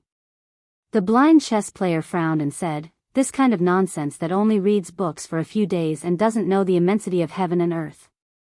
It can't be taken seriously." The man said in a low voice, "But I will take it seriously this time." The blind chess player smiled bitterly and said, "Now that things have come to this, you still won't let go of the Lu family?" The man with a string of prayer beads on his hands said calmly, "My surname is Zhao and my name is Heng." The royal family. How can one be considered a royal family? Is one king of Jing enough? In the Prince of Jing'an's residence, Heir Zhao Sun was completely baffled as he found his imperial father in the study copying Buddhist scriptures. He quietly asked, "I heard that imperial father brought back a blind chess player carrying a zither. What's the deep meaning?" The king of Jing'an smiled and said, "This person is the last member of the Liu family in Haichang County. In terms of chess, no one in the manor can beat him. You can take care of him since it won't cost much anyway. If he's just a good-for-nothing on the chessboard, you can treat him as a dog that won't bite. If he's really talented, you can take him as an advisor in the manor and polish him. In the future, you can deal with the governor of Haichang County, Yu Hanliang, in front of him, and then he'll be sincere in giving advice. A scholar will die for his bosom friend." Sun, this is a principle that the ancients have said so many times. You have to remember it well. Also, when it comes to getting along with these scholars, you have to put away the method you used to communicate with Wei Wei and his gang of debauches. Don't rely on your status to oppress others. Not all scholars in the world are stupid. Their minds are the most delicate. Maybe they can't see the big picture, but it's not difficult to see if they're conceited or self-abased. Sun, father will teach you one thing. When dealing with these scholars, you have to treat them as the king of Jing'an and his royal highness. You have to treat them as you treat them as the king of Jing'an. Zhao Sun smiled and said, "I know. Father, if you put yourself in their shoes, you already have the heart of Buddha." The king of Jing'an, Zhao Heng, narrowed his eyes and smiled. "I don't need you to flatter me." Zhao Sun carefully left the study. Zhao Heng continued to copy the Buddhist scriptures with a soft brush. When he finished, he said coldly, "Lu Su, this king keeps you around because he wants to tell you a story in a few days. This king is so generous. If he doesn't have a bosom friend who has no bearing on the overall situation, it'll be too boring." Chapter 193. When Su Fengnian returned to the inn, he went to Jiang Ni's room since he had nothing to do. He saw an old man and a young man scribbling on the table. There were two small white porcelain bowls, one filled with water and the other with wine. The two of them dipped their fingers in the wine and started scribbling on the table. At this moment, the little clay figurine probably felt that the old god of sword scribbling had crossed the line and invaded her territory. Therefore, she puffed up her cheeks and glared at him. The old god of swords had no choice but to restrain his interest. He lowered his head and sucked all the wine on the table into his mouth. When Jiang and I saw Su Fengnian enter the room, she quickly wiped away the water scribbles on the table with her sleeves. Su Fengnian teased, "Practicing calligraphy with the old senior? You might as well secretly practice swordsmanship with him. You can't possibly lend out your talisman for free. The old senior can just casually teach you a few moves and you'll be able to throw me 10 streets away. If you accidentally learn Green Gall's sleeves, TSK, the pugilistic world will definitely give you the title of female sword immortal. How impressive would that be? Even Wang Xianji or Dong Tai would have to be polite to you when they meet. When the time comes, you must remember to tell the experts that Jiang and I, was once a maidservant of that idiot Su Fengnian. Just thinking about it makes me feel awesome." Jiang and I angrily said, "Why do you care if I practice calligraphy? Who wants to be your maidservant? Who wants to practice swordsmanship to give you face?" Su Fengnian sat down and mischievously asked, "Are you afraid that you won't be able to endure the hardship of practicing swordsmanship?" Jiang and I wanted to grab the bowl and smash it. However, His Royal Highness had already anticipated this and used his winter embroidery knife to stop her hand and the bowl. He smiled and said, "Don't fight. I don't have time to mess around with you today. I'm here to learn from the old senior. If you like to listen, then sit to the side. If you don't, then I'll have to trouble you to take 2 steps forward." Jiang and I clenched her teeth and said, "This is my room." Su Fengnian ignored the stray cat whose tail had been stepped on. He summarized the dozen or so moves he had extracted from the numerous secret manuals to the old god of swords. At first, Li Chungang seemed to be very impatient. He picked at his earwax and flicked it away. Toward the end of Su Fengnian's narration, although the old man was still crossing his legs, he no longer picked at his earwax to disgust Su Fengnian. He picked up the porcelain bowl that only had half a bowl of wine left and drank as he listened. He did not nod or shake his head. When Su Fengnian saw the drowsy expression on the elderly god of swords' face, he unwillingly dissected it again in detail. He mentioned the names of the books on the origins of the dozen or so styles, and then explained how he believed the dozen or so styles should be connected and integrated. In the end, the elderly god of swords only squinted his eyes and drank the wine. Su Fengnian was a little discouraged. He reached out to pick up the small bowl of ginger used to practice calligraphy and drank the water in one gulp. The little mud man was very vexed that he didn't throw in half a gene of arsenic earlier. Su Fengnian, whose mouth was dry, drank half the bowl of water and stared blankly at the old god of swords who had not moved for a long time. Jiang and I, who did not understand anything, gloated, "Three-legged cat. Three-legged cat. Not worthy, not worthy." The word "not worthy" naturally came from the words of the white-clothed guanyin outside Xiangfan City. These days, Jiang and I had been using this to mock His Royal Highness. It was very satisfying. Wang Xianji's age is actually about the same as mine and Qi Xuanzhen's, but in terms of fame, he was many years later.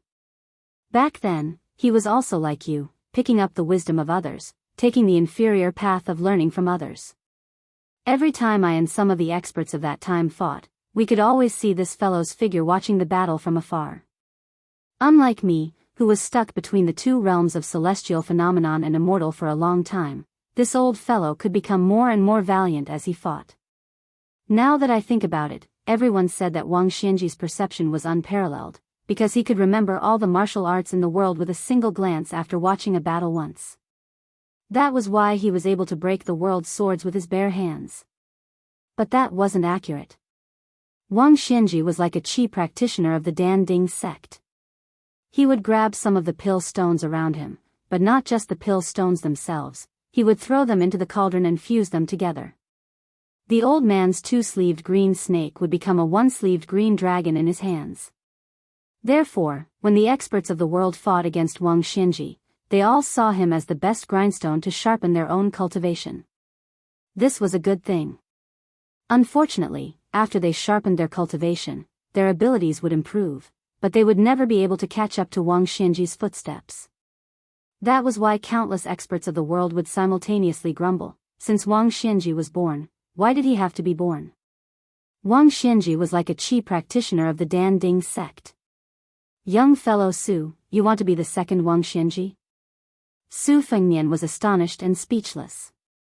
The elderly sword god sneered and said with disdain, "Since you truly want to practice martial arts and don't even have the ambition to push Wang Xianji down from the second place, why are you still practicing the saber?" Su Fengnian said helplessly, "If Wang Xianji claims to be the second, who doesn't think that he is the number one martial artist?" The elderly sword god shook his head and smiled faintly. Number one? This old man didn't think so. When Wang Xianji claimed to be the second place, half of it was because he was arrogant, and the other half was because he knew his own limitations. There would always be one or two freaks in the world that couldn't be reasoned with. As for whether these freaks came from Buddhism, Taoism, or the mountains and forests of Jianghu, only the heavens and Wang Xianji himself knew. When Qi Xuanzhen died, this old man thought that Wang Xianji would finally be able to hold his head up high. He didn't expect that Wang Xianji was still the second place. Presumably, after Qi Xuanzhen's death, a terrestrial immortal that even Wang Xianji was afraid of appeared. Otherwise, with Wang Xianji's temper, he wouldn't be so pretentious. This old man felt that this year's martial arts evaluation was trash, but the secondary evaluation wasn't tacky. The four people on the rankings all had the hope of giving the martial arts world a surprise before Wang Xianji died of old age. Especially the new Wudang patriarch and dragon tiger Qi Xianxia, who fought on the Wudang mountain and almost destroyed the Jianghu heavenly empire. The latter had the demeanor of this old man back in the day. The bull riding that you mentioned was like Qi Xuanzhen, who didn't make a sound, but when he farted, the entire world would pinch their nose to smell it. As for you, young fellow, you are quite similar to Wang Xianji. It's a pity that Wang Xianji was a late bloomer. At your age, he could casually kill dozens of Su Fengnian. Jiang and I chuckled at the side and said, "That's amazing. You're quite similar to Wang Xinji. Doesn't that mean that when you reach Wang Xinji's age, you can be ranked as the top 200 experts in the world?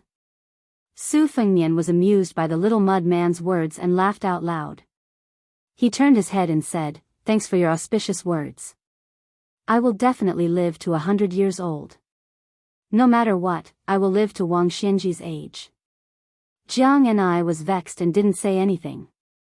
Su Fengnian laughed and said, "In the future, when I roam the martial arts world and meet an expert that I don't like, the first thing I will ask is if he is the top 200 expert in the world." The old god of swords waved his hand and said, "Go, go. This old man still needs to practice calligraphy with little Jiang."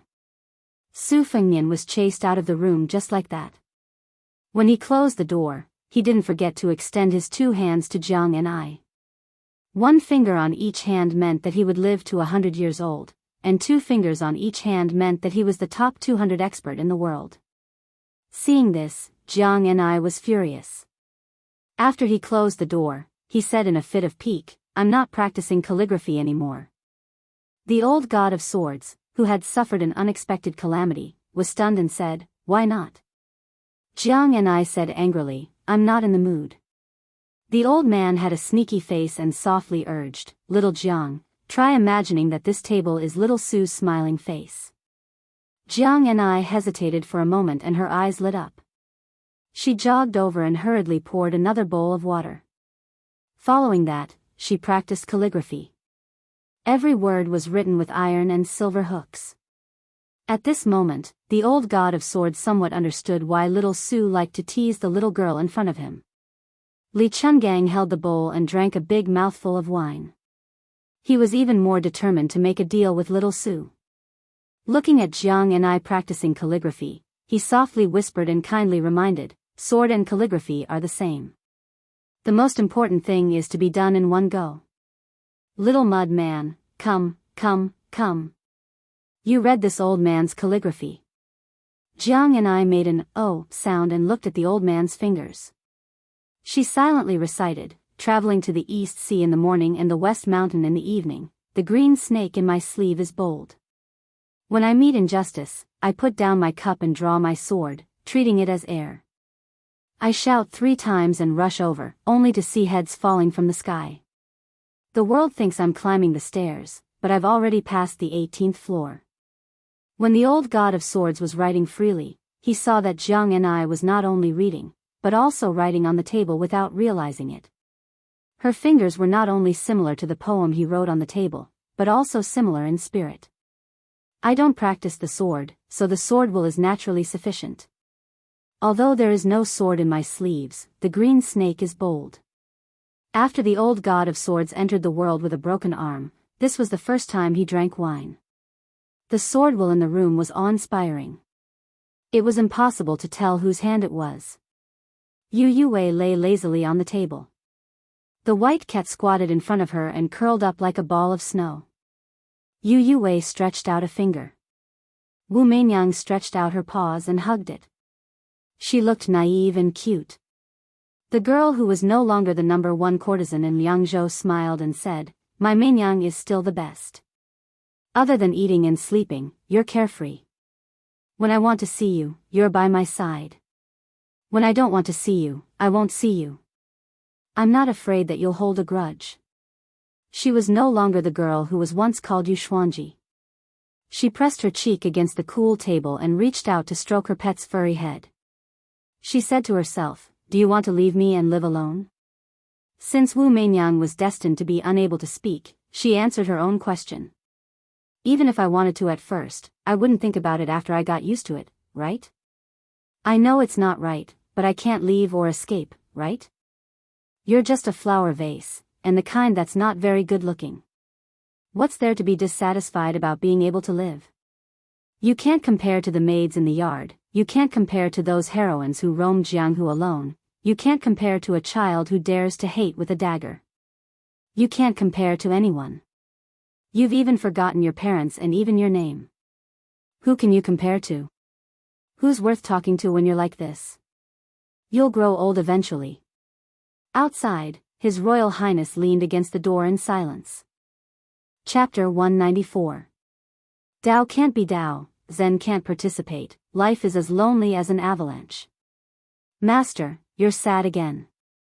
Stupid Nanbei, when you have a wife one day, you'll be like this too. Sigh, it must be that Master's wife went down the mountain to buy rouge again. Master, why do you keep sharpening the kitchen knife these days? It's sharpened so that it can cut people.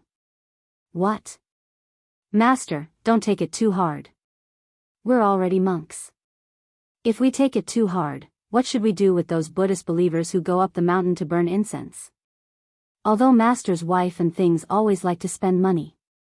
It has nothing to do with your Master's wife. Oh, that's good.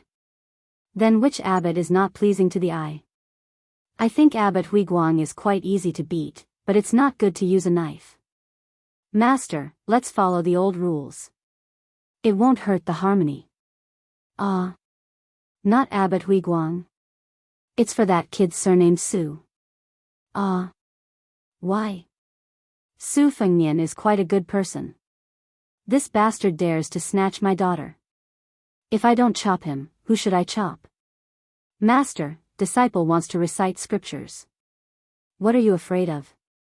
With your little ability, I've let you snatch things for so many years, but I haven't seen you snatch them away. Besides, if I chop you, who will do the laundry and cook? Nanbei, Dongbei, and Dongbei talk about that kid every day. Don't you have any opinions? No. Taking in such a stupid disciple like you, it's really Buddha's fault. Aren't you afraid that things will run away with him? Don't cry to Master then. Hey, it's definitely Master who cries harder. Master, if one day I really become a Buddha and burn a Saraira, will this thing be sad? Nanbei, go and cook first. We'll think about this problem after we're full, okay? Oh. Master, why are you always the first to admit your mistakes when you quarrel with Master's wife? It doesn't matter if some things are right and some things are wrong. Do you understand? I don't really understand. For example, you're right about liking things, so, Master, don't say any more, I understand. N? How come your perception is even better than Master's now? Heh, so this is the Zen that your disciple cultivates. North and south, haven't you seen a girl prettier than things since you left the mountain? Remember, monks don't lie. No. Not bad. Master, why did you mention the wine gourd? If you answer yes, you'll know why. Master, other than that thing and mistress, who else are you afraid of? The abbot of our temple has lived for more than 150 years. Master is afraid that he won't give us the copper coins. Outside the temple? That's all? Master, monks don't lie. Allow Master to think about it. Oh, there really is one. Back then, he fought with your Master's wife over your Master. They quarreled with each other. Fortunately, Master's fists were stronger than his. I believe that in the entire world, that old hooligan would only dare not come to our temple. Old hooligan? Wait a minute, what do you mean by snatching Master from Master's wife?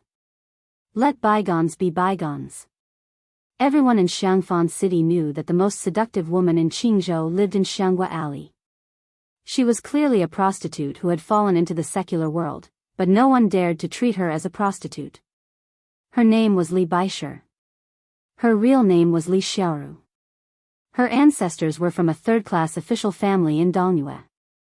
Although the country was not destroyed, her father's generation was not good at management. After his death, he left a mess for his young children.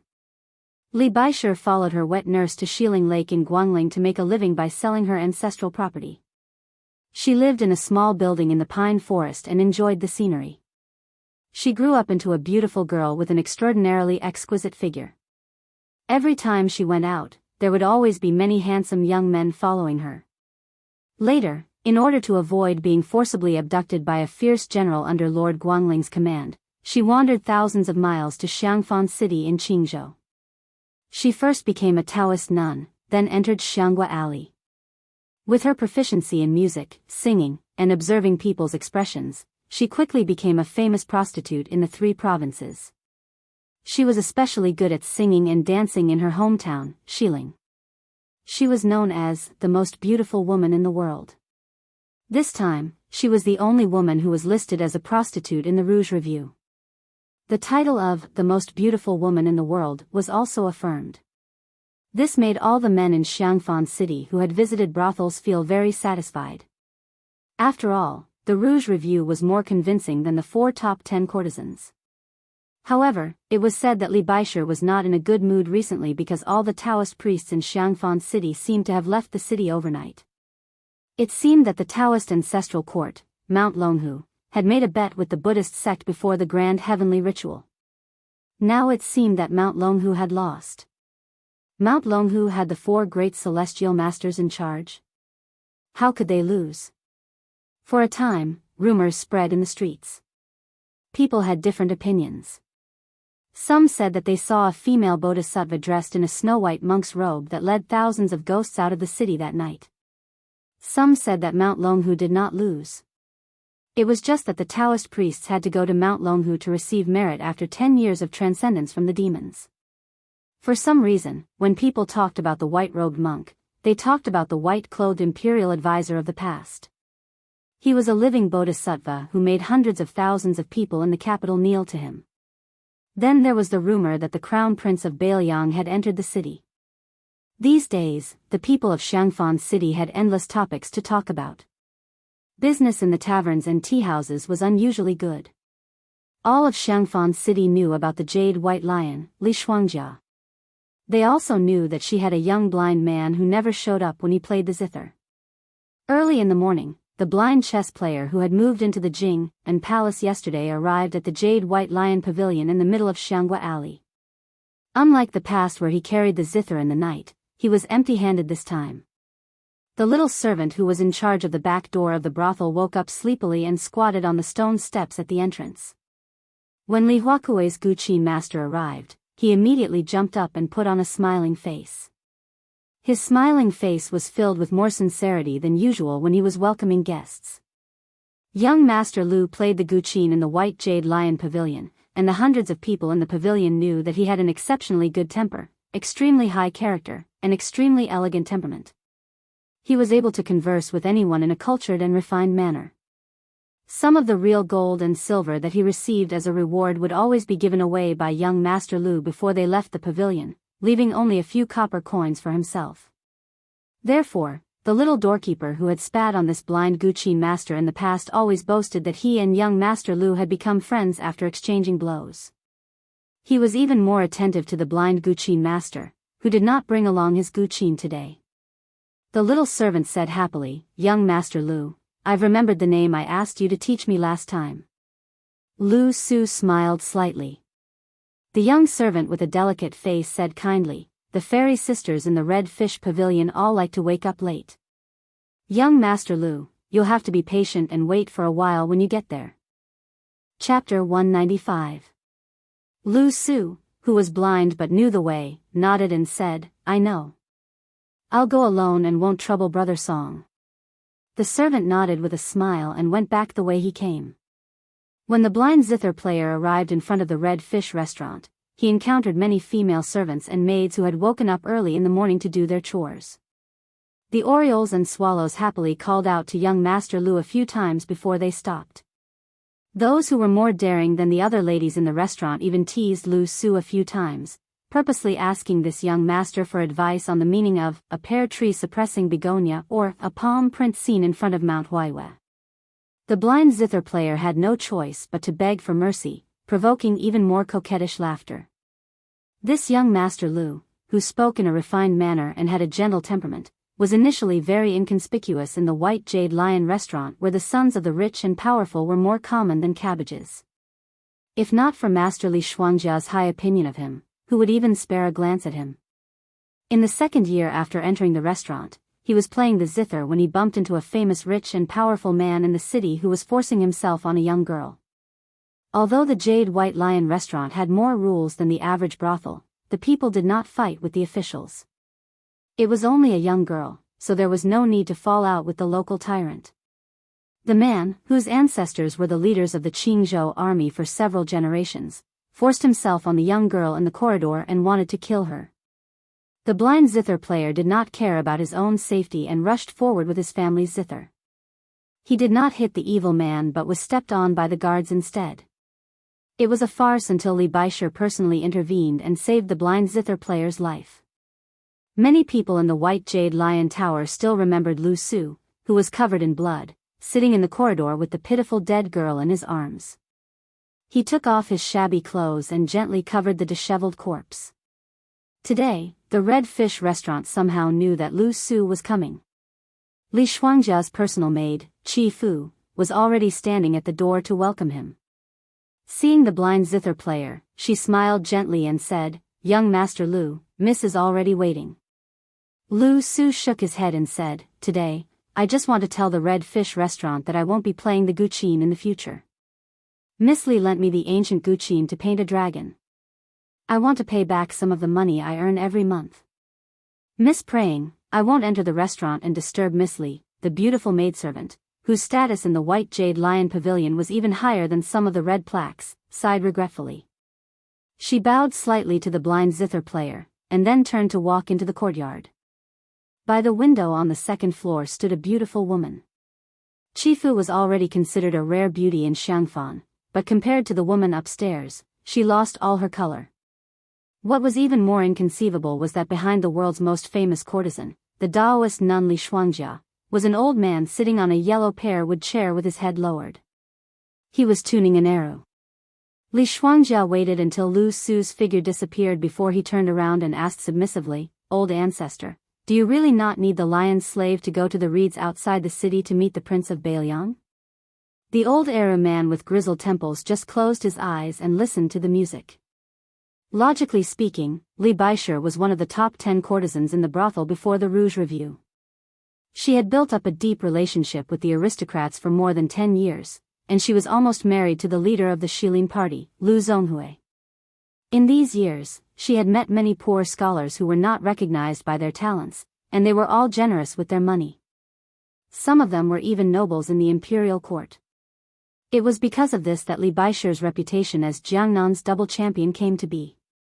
Now that she was on the Rouge Review, she was fully deserving of being the head of the brothel.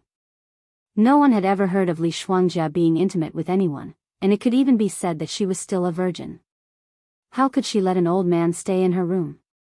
Could it be that Li Baisher was into this? That was a bit too hardcore. Wouldn't the world be shocked if word got out? The old arrow man who was respectfully called Old Ancestor by Li Shuangjia opened his eyes, but he still didn't speak. Knowing that Old Ancestor didn't like him to talk about this topic, Li Baisher changed the question, "Old Ancestor, why do you value a poor boy with a wooden sword so much?" The old man raised his head and glanced at the beautiful woman standing in front of the window, but his eyes didn't carry any emotion, and his tone was even colder. "This old man plays chess. When he starts, he knows how to end. You're just a flower vase that's pleasing to the eye but not to the heart, so why are you talking nonsense?" The Rouge woman, Li Shuangjia, who had been humiliated to the extreme, didn't have any anger. She became more respectful and subconsciously bent her slender waist. As a result, her chest swelled up so much that it almost burst her clothes. Her body was petite and exquisite, and the scenery on her chest was aggressive. Rumor had it that she had a pair of white lotus jade feet. She had learned Taoist bedroom techniques and tantric mandapa, and could make all kinds of mysterious postures on the bed. Therefore, there was a charming saying of a white jade lion rolling an embroidered ball. This old man bent his finger and plucked a string, saying, Lu Su's chess skills were taught by this old man.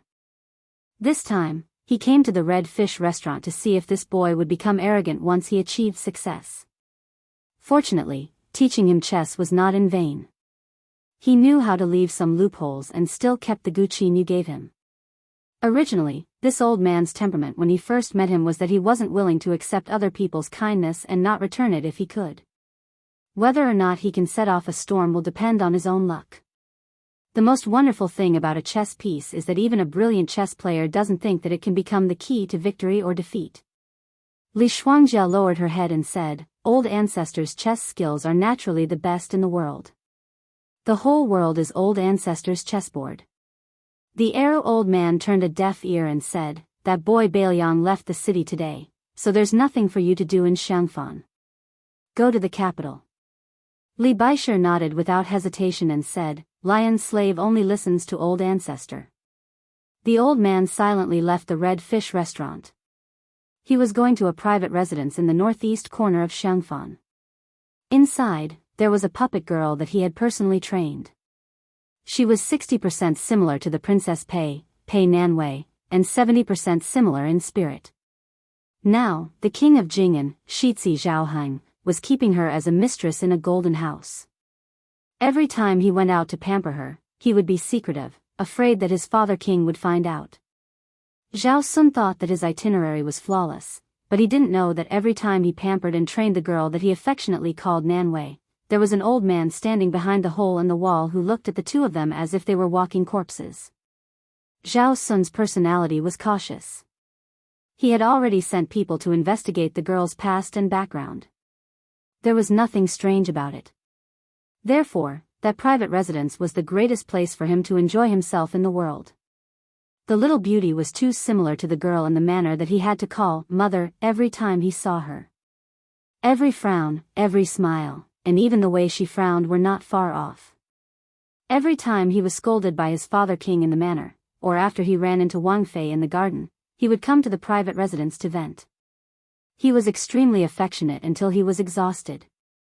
After the spring and autumn war ended, it was a brand new game of chess. The old man had already quietly placed 12 pieces.